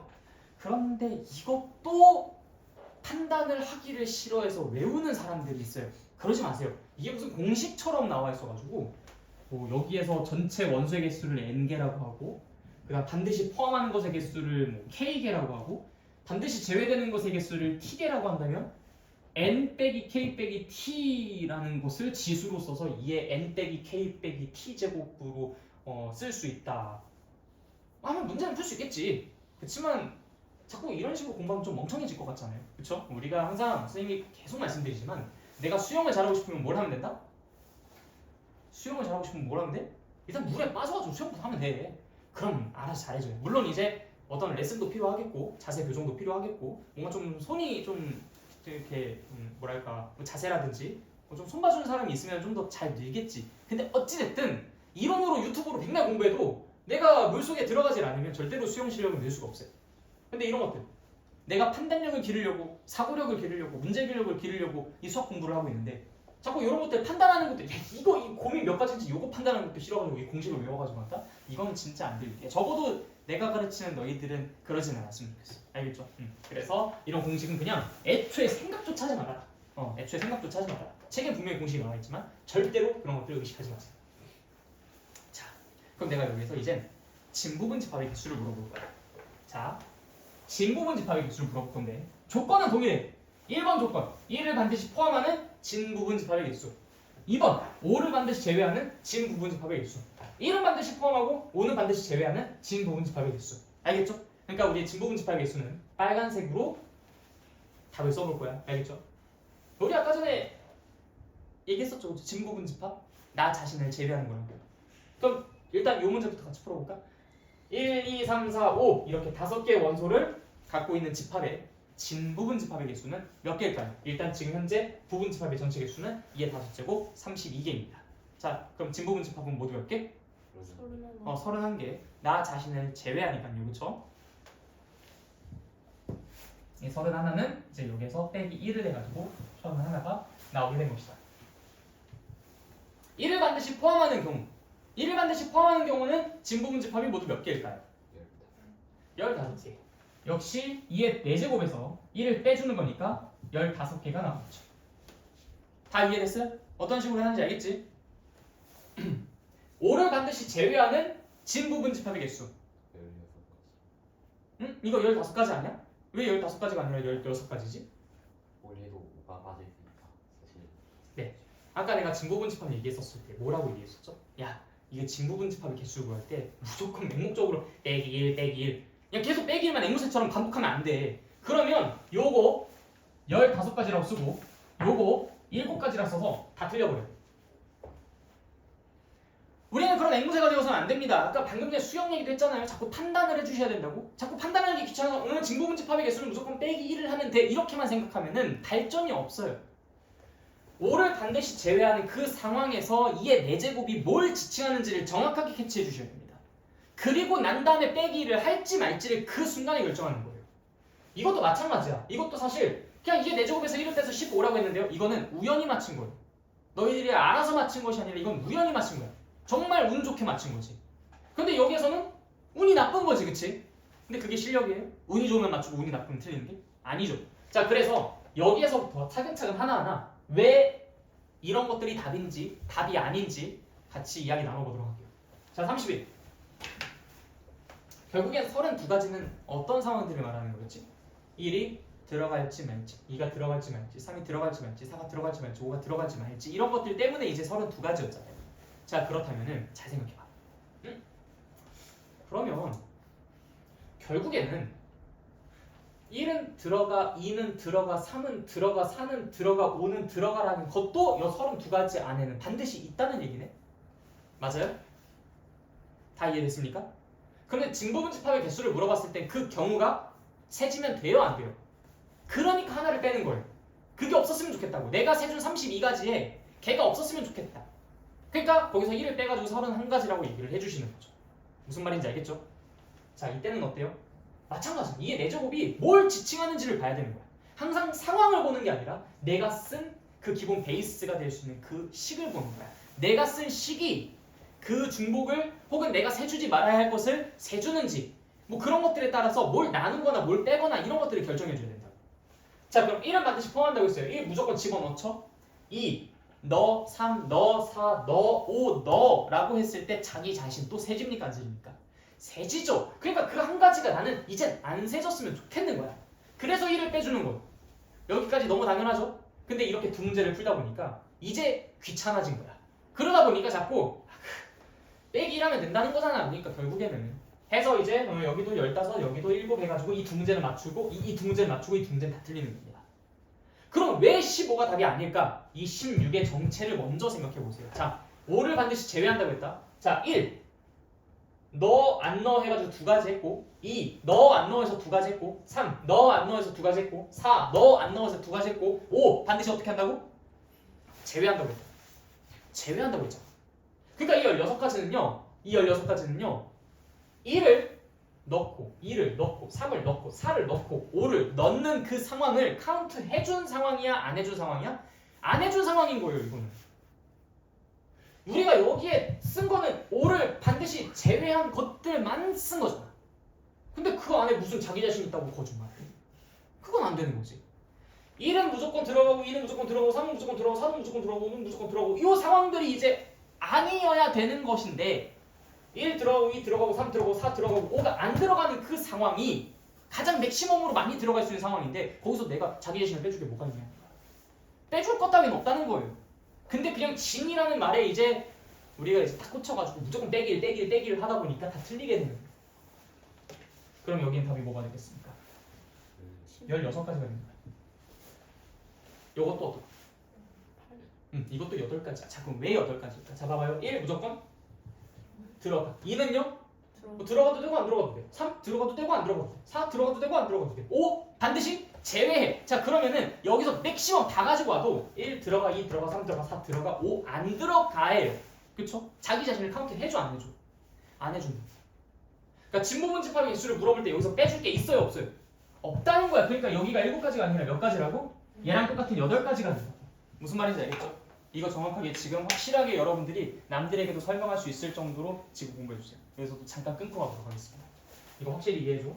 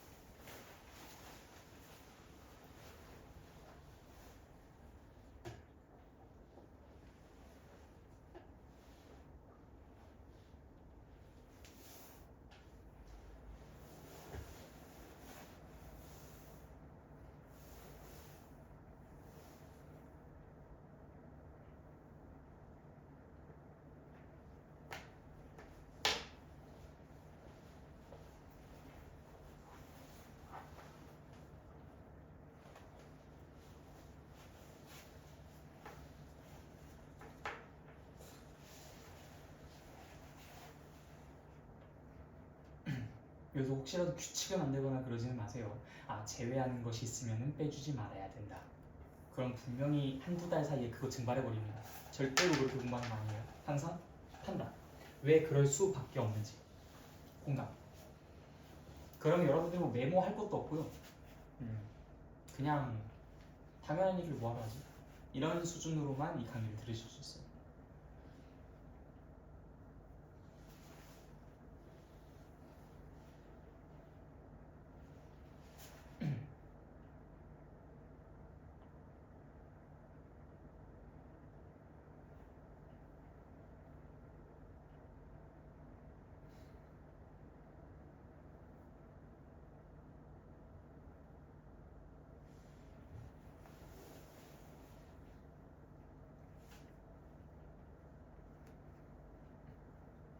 나 좀 더 시간 필요하거든.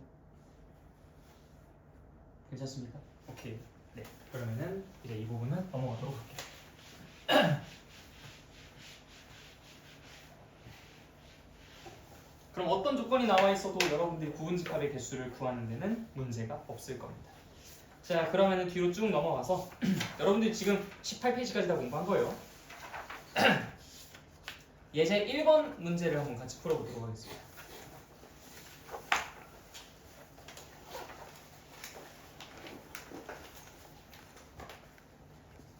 자, 일단 집합 A가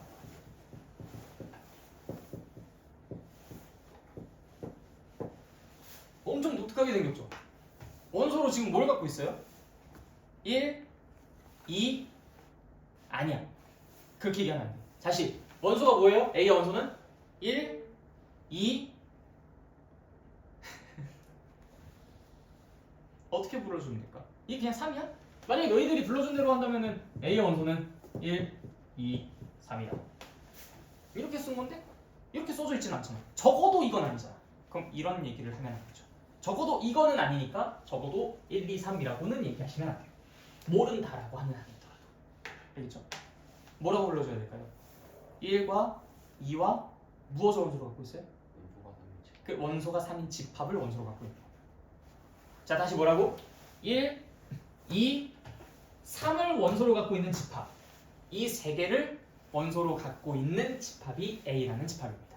그러니까 집합이 집합의 원소가 될 수 있다라고 분명히 말씀드렸죠. 절대로 이 표현이 아님에 유의해 주세요. 이거 아닙니다. 완전 달라요. 알겠지? 그런데 여기서 적당히 타협해가지고 아이고 똑같겠지 뭐. 그 상태로 문제 풀면 그냥 다 나가리야. 알겠죠? 그러니까 절대로 그렇게 타협을 해서는 안 된다.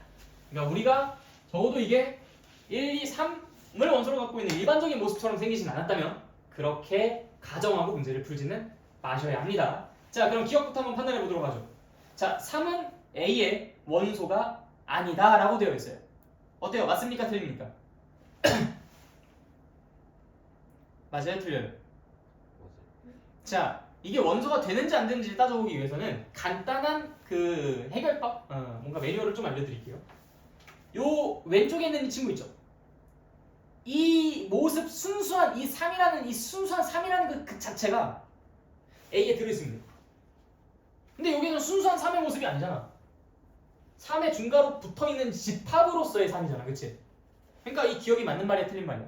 틀린 말인 거예요. 속으시면 안 됩니다. 니은은 어때요? 기억 틀린 말이 아니라 기억은 맞는 말이죠. 그렇죠? 그러니까 원소가 아니다라는 말이 되고 그러니까 원소가 아닌 거니까 기억은 맞는 말. 말을 잘못했어요. 자, 니은은 어때요? 원소. 이 3이라는 것을 원소로 갖고 있는 집합이 A에 있는지 확인해 보면 돼. 있죠? 그러니까 얘는 맞는 말인 거야. 오케이? 그다음 디귿. 3이라는 것을 원소로 갖고 있는 집합이 A에 포함된다. 헷갈릴 거야. 자, 우리가 포함관계 정의는 이 집합에 있는 모든 원소가 저 집합에 속해 있으면 돼. 그렇죠? 이 집합의 모든 원소가 저 집합에 속해 있으면 돼. 자, 그러면 원칙대로 따진다면 요 집합 3이라는 것을 원소로 갖고 있는 이 집합의 원소 3이 A의 원소인지만 확인해 주면 되는 거야. 어때요? 맞습니까? 아니죠, 그렇죠? 아니에요. 지금 요 중괄호 안에 요 I가 요것이 A에 있는지를 확인해 달라는 거야. 근데 A 없잖아. 그 포함관계의 정의 자체가 그거잖아요. 이 집합에 있는 모든 원소가 이 모든 원소가 A라는 집합의 원소입니까? 지금 이거 물어보는 거잖아. 포함관계 정의가 원래 그런 거잖아. 근데 A에는 그런 거 없잖아. 3이라는 것을 원소로 갖고 있는 집합만 있을 뿐이지. 그래서 얘는 A에 포함된다고 할 수가 없습니다. 당연하죠, 그렇죠? 근데 이것도 쉽게 판단할 수 있는 방법이 있어요. 쉽게 판단할 수 있는 방법. 뭐냐? 우리가 지금 결국엔 얘에 속하는 모든 원소가 얘에 속합니까? 라는 그 말 자체가 결국엔 요 안에 이 순서의 이 안쪽만 봤을 때 이 순서한 안쪽만 봤을 때 그들이 같은 구석이 있느냐 그것만 확인해 주면 되는 거잖아. 그치? 그래서 잠깐만 내가 목감기 기운이 좀 있어서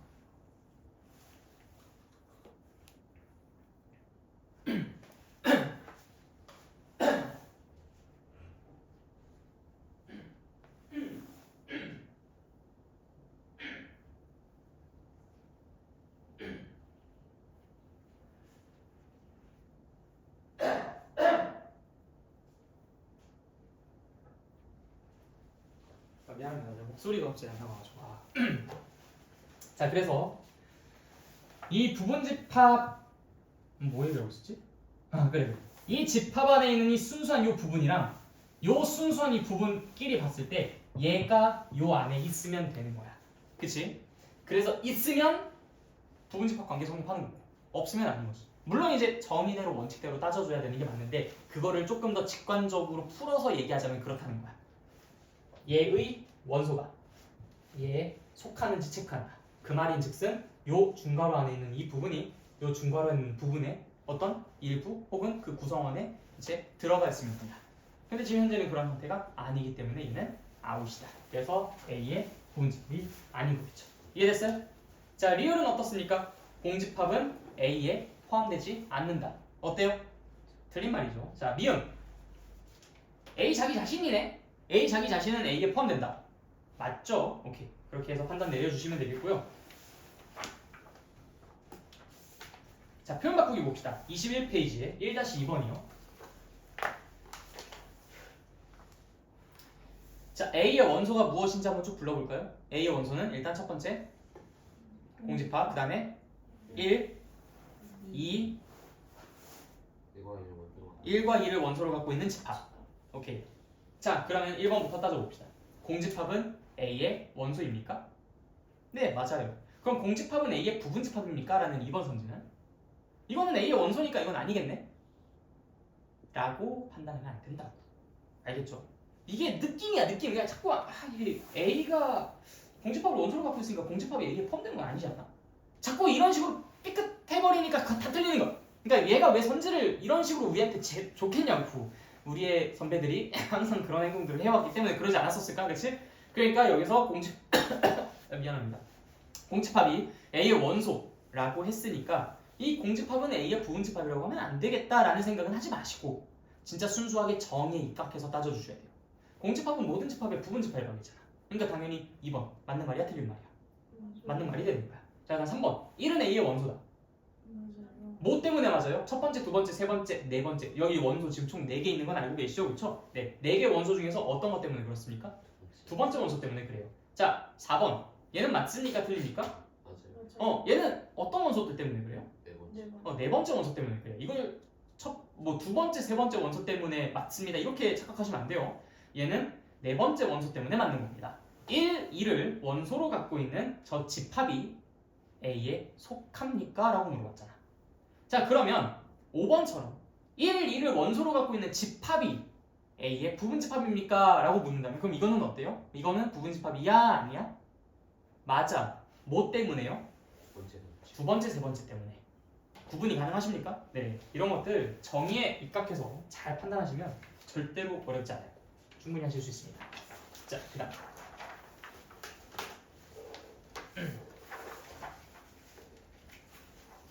쭉 넘어가서요. 개념 넓히기 4-3번 보겠습니다. 나머지 대표적인 문제들은 우리가 다 풀었기 때문에 조금 여러분들이 헷갈려할 수 있을 만한 부분들을 겨냥을 해서 이야기를 나눠보도록 할게요. 자, 지금 여기에서 A라는 것은 1, 2, 3, 4, 5, 6이라는 것을 원소로 갖고 있는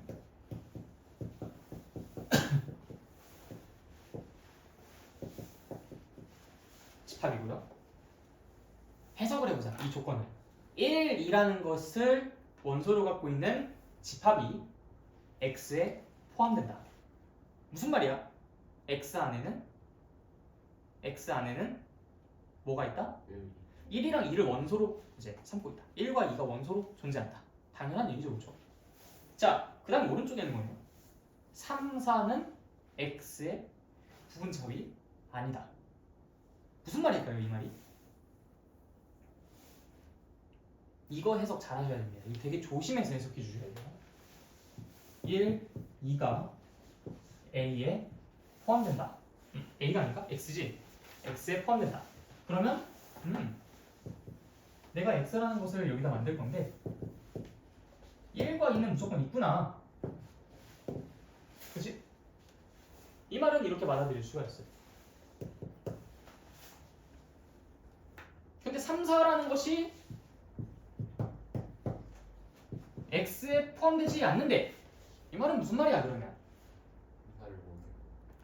3, 4를 원소로 갖지 않는다. 그럼 3, 4를 제외하고 집어넣어야 합니까? 무슨 말일까요? 다른 의견은?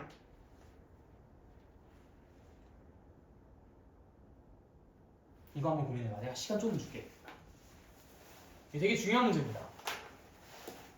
그러니까 답에 연연하지 마시고요. 판단을 한번 잘 해보자. 3, 4라는 것을 원소로 갖고 있는 집합이 X에 포함되지 않는데요. 그러면 이거를 자꾸 부정으로 생각하면 좀 헷갈리거든. 3, 4가 원소로 존재하는 이 집합이 X에 포함된 상황을 먼저 생각해봐. 그리고 난 다음에 그게 아니지롱 이렇게 생각하시는 거야. 부정은 항상 그렇게 생각해 주셔야 편해요. 3, 4가 X에 포함된다라는 상황이 아니지롱 무슨 말인지 알겠죠? 어떤 상황일까요? 1, 2는 항상 들어가는데 3, 4는 제외하고 좋은 생각이에요. 그런데 이제 거기에서 3, 4가 다 빠져야 된다라고 얘기하신 거잖아요. 그렇지?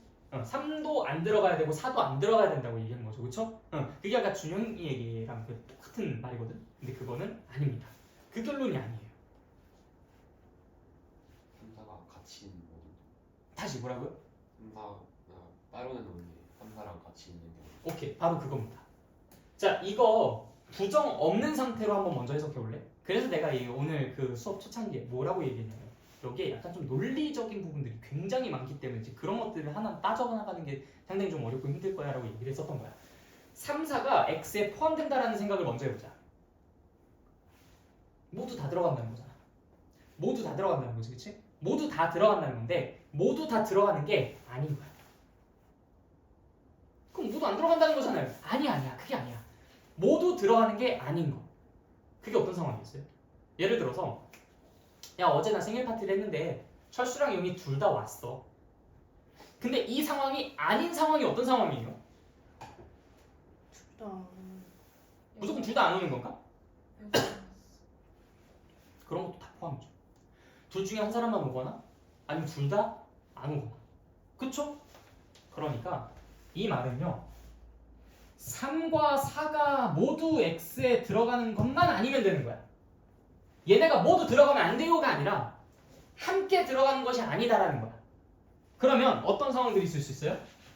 3만 들어가는 상황이 있을 수 있고 4만 들어가는 상황이 있을 수 있고 아니면 3과 4 모두 안 들어가는 상황도 있을 수 있는 거죠. 무슨 말인지 알겠죠? 그래서 이 네 번째가 아니라 요 4-2번 문제는 요 조건을 해석하는. 그래서 이 경우일 것이다. 이 경우에 대한 경우의 수를 구해야 될 것이다. 이 경우에 대한 부분집합의 개수를 구해야 될 것이다 라는 판단을 하는 게 어려워서들 다들 틀린 문제입니다. 다들 뭐만 생각해? 이것만 생각해. 둘 다 들어가면 안 돼! 라고 하다 보니까 답으로 뭐가 나오겠습니까? 그들의 답 우리가 한번 유추해보자.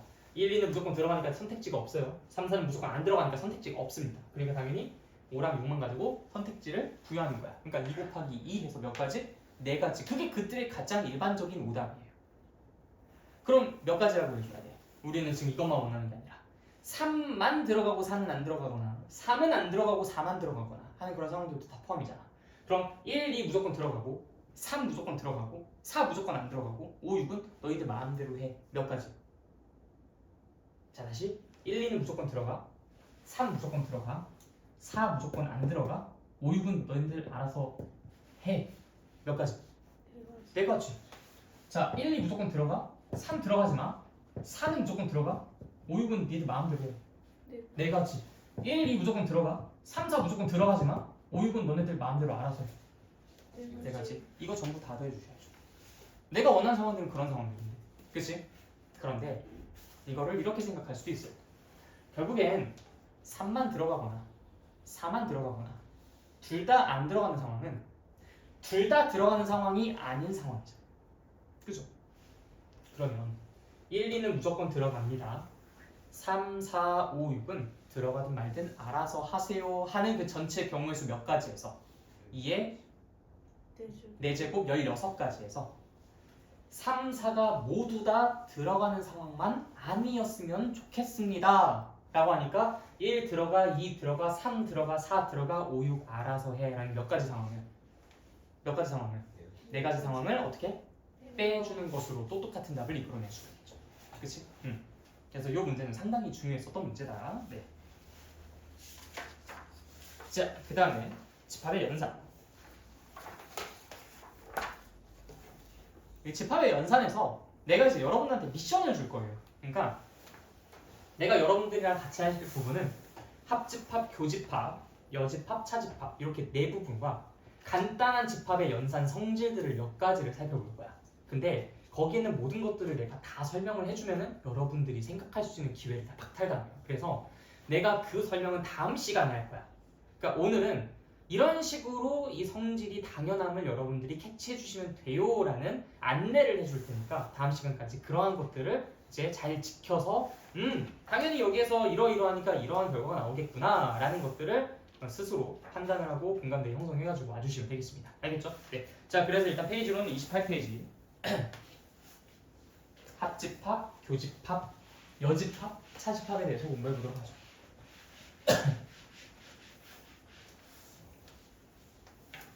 일단은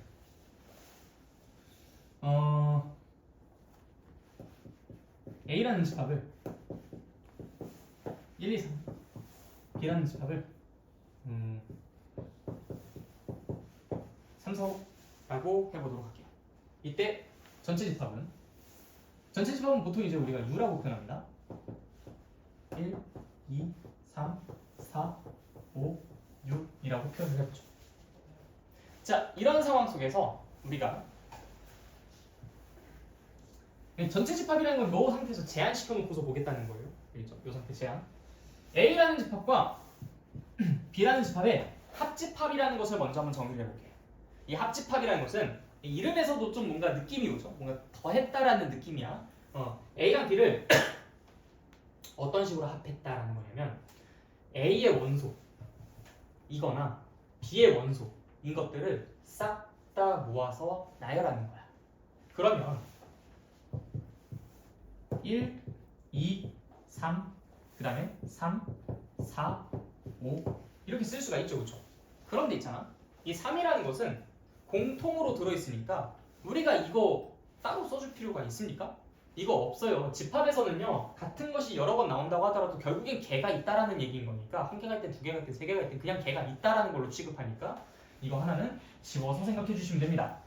알겠죠? 그래서 A 합집합 B는 A랑 B에 있는 모든 원소 다 긁어 모으는 것 이렇게 생각해 주시면 되고 이걸 수학적 기호로는 어떤 식으로 수학적으로는 어떻게 얘기를 하냐면 A에 속하거나 B에 속하는 모든 원소들 그래서 어떤 A라는 것이 A에 속하거나 혹은 그 A라는 것이 B에 속하는 그러한 A들을 전부 다 모아놓은 것이 이 A 합집합 B예요. 무슨 말인지 알겠죠? 5어예요. 5어. 그래서 얘거나 얘인 원소들을 모두 다 합쳐놓은 게 A 합집합 B다. 자, A 교집합 B. 교집합이라는 거는 뭔가 이렇게 좀 겹쳐지는 좀 뭔가 교차하는 약간 좀 그런 느낌이지, 그치? A 교집합 B는 이렇게 표현합니다. 거꾸로 뒤집어가지고 표현해요. 이거는 A랑 B의 공통으로 들어있는 뭔가 공유하고 있는 교차하는 그런 원소들을 다 적어주시면 됩니다. 이거는 3밖에 없죠? 그래서 A 교집합 B는 3이다. 알겠죠?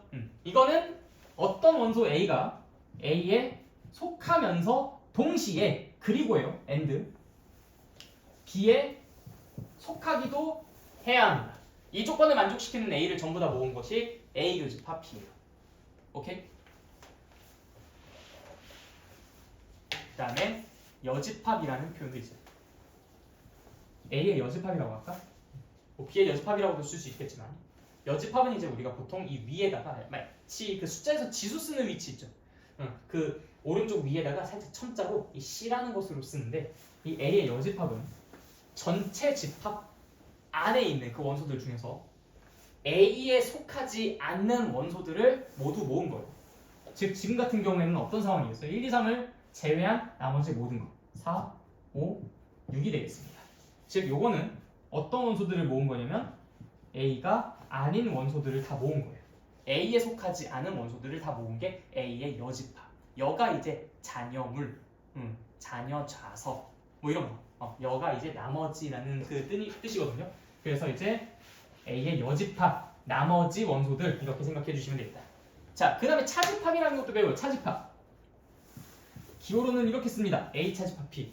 얘는요 어떻게 해석하면 되냐면 A에서 진짜 말 그대로 B를 빼버릴 거예요. 근데 우리가 집합에서 집합을 빼는 거는 뭐 이게 뭐 어떻게 빼? 여기서 이걸 어떻게 빼? 라고 생각할 수 있잖아. 이걸 조금만 더 의역해서 A에서 B에 관련된 걸 빼 라고 생각해 주세요. A에서 B에 관련된 걸 빼. 자, A에서 B에 관련된 걸 빼면 뭐가 돼요? 1이랑 2만 되잖아? 이게 A 차집합 B야. 알겠죠? 그래서 A 차집합 B는 진짜 집합에서 집합을 뺀다라는 그런 느낌보단 A에서 B에 관련된 걸 빼라고 생각해 주시면 됩니다. 그래서 순수한 A만을 뜻한다 라고 생각해 주시면 돼요. 그런데 이거를 우리가 이렇게 나열되어 있는 상태에서만 따져보기에는 좀 헷갈릴 수 있어요. 그래서 이제 드디어 벤다이어그램이라는 것이 활약을 하게 됩니다. 자, 이번 단원에서 벤다이어그램이라는 것이 굉장히 많은 활약을 하게 될 텐데 이런 식으로 보통 그림을 그려요. 전체 집합을 먼저 표시하고 그 다음 그 안에 동그란 영역으로서 A랑 B 두 개의 영역을 잡습니다. 자, 그래서 요 하나는 A가 되고 요 하나는 B가 되고 그럼 이 A에 들어가는 모든 원소들을 여기 이 영역에다가 다 적는 거예요. 근데 1, 2, 3 이렇게 딱 적어버리면 3이라는 걸 여기다 또 적어야 되잖아. 그럼 가운데는 뭐 적을 건데? 그래서 이 가운데는 A랑 B에 공통으로 들어있는 것을 적는 거야. 그래서 3은 요 앞에다가 이렇게. 그래서 1, 2, 3, 3, 4, 5. 그럼 6은 어디? A도 B도 아닌데 전체 집합 안에 있으니까 이런 식으로. 자, 그러면은 여기서 A 합집합 B는 뭘 뜻하는 것 같아요? 여기 있는 거 싹 다 긁어모은 거. 요 영역 전체를 얘기하는 거겠지. 그치? A 교집합 B는요. 이 교차는 거. 요걸 말하는 거겠지, 그치? A의 여집합은 어떻게 써요? A가 아닌 바깥에를 다 통칭하는 거니까 요렇게를 뜻하는 거겠지, 그치? 응. 그 다음에 A 차집합 B는요. A에서 B에 관련된 부분을 쏙 빼는 거니까 요 부분을 말하는 거겠지, 그치? 순수한 A 부분만을 지칭하는 걸 겁니다. 알겠죠? 너무 쉽지 않아? 그치? 간단하지? 우리가 이런 식으로 이제 정의를 바탕으로 A에 속하면서도 A에 속하거나 B에 속하는 원소들 모두 모으기. 이거는 A에 속하면서도 B에 속하는 AND A에 속하고 B에도 속하는 원소들 모두 모으기. 이거는 A의 원소가 아닌 것들 모두 모으기. 이거는 A에서 B랑 관련된 거 제외한 모든 거 모으기. 이런 식으로. 무슨 말인지 알겠지? 그렇게 해서 생각해 주시고 벤 다이어그램 저 이미지 상으로는 그러한 영역들을 색칠하는 것이다 라는 걸 여러분들이 좀 깔끔하게 정리해 주시면 되겠습니다. 알겠죠? 그래서 일단 다음 시간에 여러분들이 요 네 가지의 연산들을 이용해서 이 다음 페이지 30페이지 31페이지 32페이지 이런 식으로 집합의 연산 성질이 쫙 나와요. 근데 이게 있잖아, 여러분들이 지금 처음 보는 입장에서는 이게 무슨 소리지? 이렇게 생각이 들 수 있어요. 근데 이거를 자꾸 보다 보면 그리고 여기에서 이해가 되고 공감대가 형성되면은 뭐하러 이렇게 당연한 얘기를 썼을까? 지면낭비인데? 이런 생각이 들 거야. 그 정도 수준까지는 얘가 당연해질 정도로 익숙해지셔야 돼요. 자, 한번 볼까요? 얼마나 당연한 얘기들이 써져 있는지. 지금 여러분들이 봤을 때도 당연한 얘기들이 몇 가지가 써져 있습니다. A 합집합 공집합은 A다. 당연하지 않냐? 야, 공집합은 비어있는 거잖아. 비어있는 거랑 A랑 같이 이렇게 합집합 해놨는데 그러면 A지 뭐겠어? 너무나 당연한 얘기. A 교집합 공집합은 공집합이다. 야, 비어있는 거랑 A랑 공통된 부분이 뭐가 있겠냐? 하나도 없겠지. 공집합 자체가 비어있잖아. 아무런 원소도 없는데 어떻게 공통된 부분이 있을 수 있겠어요? 그러니까 공집합이 되는 거야. A랑 A의 합집합은 A다. 당연한 얘기야, 그치? A랑 A의 합집합은 그냥 자기 자신이겠지. A에 있거나 A에 있는 거 하면 그냥 A 아니겠습니까? 마찬가지로 A 교집합 A도 A 아니겠어? 이런 얘기들, 이런 당연한 얘기들이 여기에 빼곡하게 적혀 있어요. 그러니까 이제 여러분들이 이걸 보면서 그런가 보다, 그렇구나 이렇게 하고 넘어가는 게 아니라 당연한 얘기를 뭐야? 새삼스럽네. 뭐야? 이거 약간 나 무시하는 것 같은데? 약간 이런 느낌으로 인식이 될 때까지 학습해 주셔야 돼요. 그럼 내가 왜 이 정도 수준까지 바라느냐? 생각해 보세요, 여러분. 우리가 결국엔 이 집합의 연산에 관련된 문제들을 푼다면 당연히 이런 성질들을 내가 적재적소에 맞게 꺼내다 쓸 수 있어야 되지 않겠어요? 마치 어떤 느낌이냐? 수상의 1단, 곱셈 공식. 우리가 곱셈 공식을 완벽하게 이해를 하고 완벽하게 외우고 있어야지만 어떤 모양을 딱 봤을 때 이때는 이 성질을 쓰면 되겠구나, 이 공식을 쓰면 되겠구나 이런 생각들을 하잖아. 이 집합의 연산 성질도 마찬가지야. 여기에 있는 것들을 너네들이 완전히 당연하다 싶은 생각이 들 정도로 학습을 해주셔야 어떤 문제 상황을 봤을 때 이거 당연한 일이잖아 이러면서 뭐야 이거 당연한 성질이잖아, 뭐야 이거 사용하면 되겠네 이런 생각들을 하면서 학습을 해나갈 수가 있습니다. 알겠죠? 그래서 다음 시간에 이제 여기 30, 31, 32페이지까지 나와 있는 여러 가지 성질과 법칙들이 있어요. 33페이지까지네.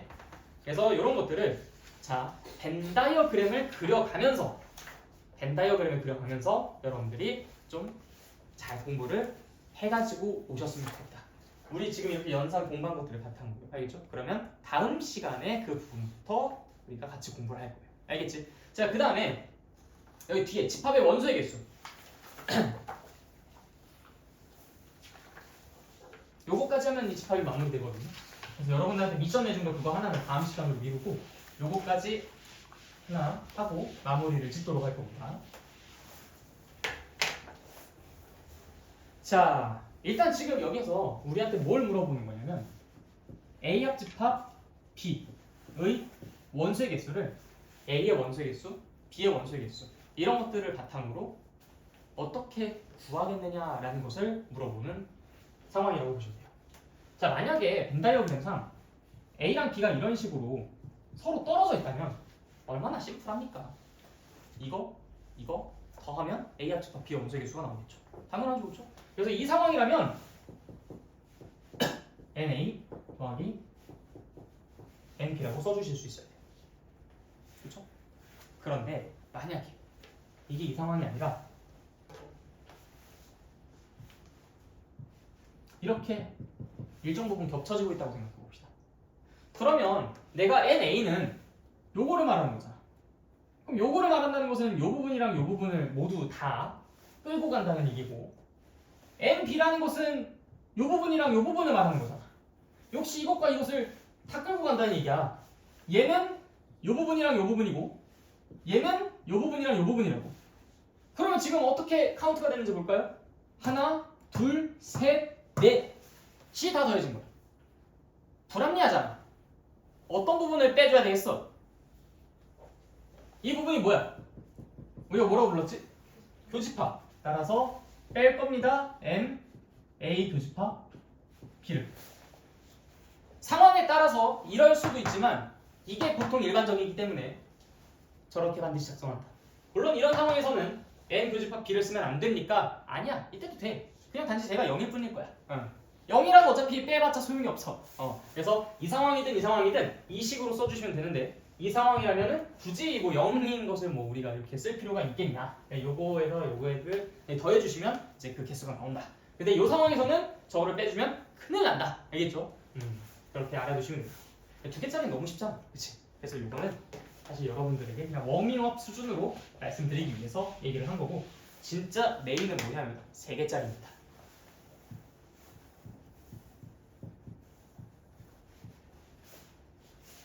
이 3개짜리도 사실 되게 쉬워요. 그림만 잘 그리면 돼, 그림만. 결국 일반적인 그림은 이렇게 생겼을 거 아니야, 그렇지? 자, 우리가 요 전체 영역에 있는 그 모든 원소를 다 세주고 싶어요. 그게 지금 이거 아니야? A에 있거나 B에 있거나 C에 있다라는 얘기가 지금 그 얘기 아닙니까? 그쵸? 자, 그러면 여기는 당연히 A의 원소의 개수랑 B의 원소의 개수랑 C의 원소의 개수를 더해주는 것을 일단 기본 베이스로 하셔야 할 거예요. 그러면 어떤 것들을 세주는지 볼게. 자, 이것이 NA야. 그쵸? NB는요, 이것이 NP야. NC는요, 이것이 NC야. 근데 이것들을 다 더해버리면은 난리가 나잖아. 나는 지금 요 녀석들을 이렇게 많이 세주고 싶은 생각은 없었는데 자꾸 이렇게 많이 세지게 되네? 그러니까 당연히 그걸 재빠르게 수습해줘야 되겠죠. 어떻게 해줘야 되겠습니까? 빼야 돼. 무엇을 빼야 돼? 자, 일단 뭐부터 뺄까? A 교집합 B를 먼저 빼자. 이거 A고, 요게 B고, 요게 C라고 하면 A 교집합 B부터 먼저 빼자.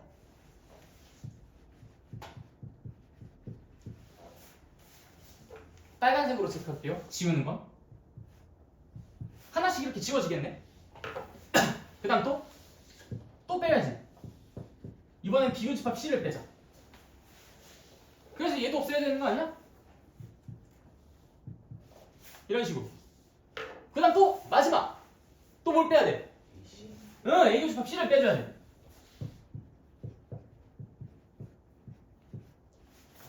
그럼 A 교집합 C를 빼니까 어떻게? 이렇게 아이 젠장. 왜? 다 없어져 버렸어. 나 다 없애고 싶은 마음은 없었는데 나는 요거 이렇게 2개씩 있는 거 하나씩 없애주고 요거 3개 있어가지고 얘는 2번만 없애주고 싶었는데, 아니 내가 이거 이렇게 3번 빼주니까 얘 다 날아가 버리는 거야. 어쩔 수 없지. 뭘 더 추가해주면 돼? 요 가운데 부분 이거 하나만 더 추가해주면 되는 거 아니야? 그게 뭔데? A, 교, B, 교, C를 하나를 어떻게 해줘야 된다고? 빼줘, 더해줘? 더해줘야 된다. 당연한 거예요, 그렇죠? 그림 가지고 생각해보면 이것만큼 당연한 게 없어. 그러니까 이제 여기에 하나를 더 추가했으니까 빨갛게 점이 하나가 생기는 거죠. 자, 그럼 내가 이제 모든 것들을 다 세주는지 볼까? 하나, 둘, 셋, 넷, 다섯, 여섯, 7개. 영역 다 모두 빠짐없이, 그 다음에 중복 없이 세줬습니다. 그러니까 요 식을 외우는 것은 아무래도 좀 힘들 것 같기도 하고, 그치? 헷갈릴 것 같기도 하고, 이게 한 개도 할지 두 개도 할지 세 개도 할지 아니면 뭐 한 개 뺄지 두 개 뺄지 세 개 뺄지 뭐 이런 거 얼마나 헷갈리겠어, 그치? 그러니까 아 이게 세 번 빠졌으니까 세 개를 더 하나? 갑자기 이런 생각도 막 들 수 있단 말이야. 그러니까 외우지 마시고 이 그림을 그려가지고 계속 판단을 내려주시면 언젠가는 그림을 안 그려도 스스로 판단을 할 수 있을 정도의 수준이 될 겁니다. 알겠죠? 네.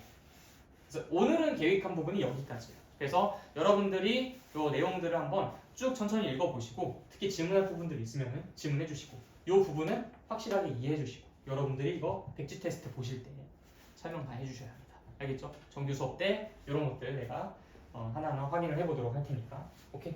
그럼 정리하세요. 그 지금까지 공부한 내용들 10분 정도쯤 남았네.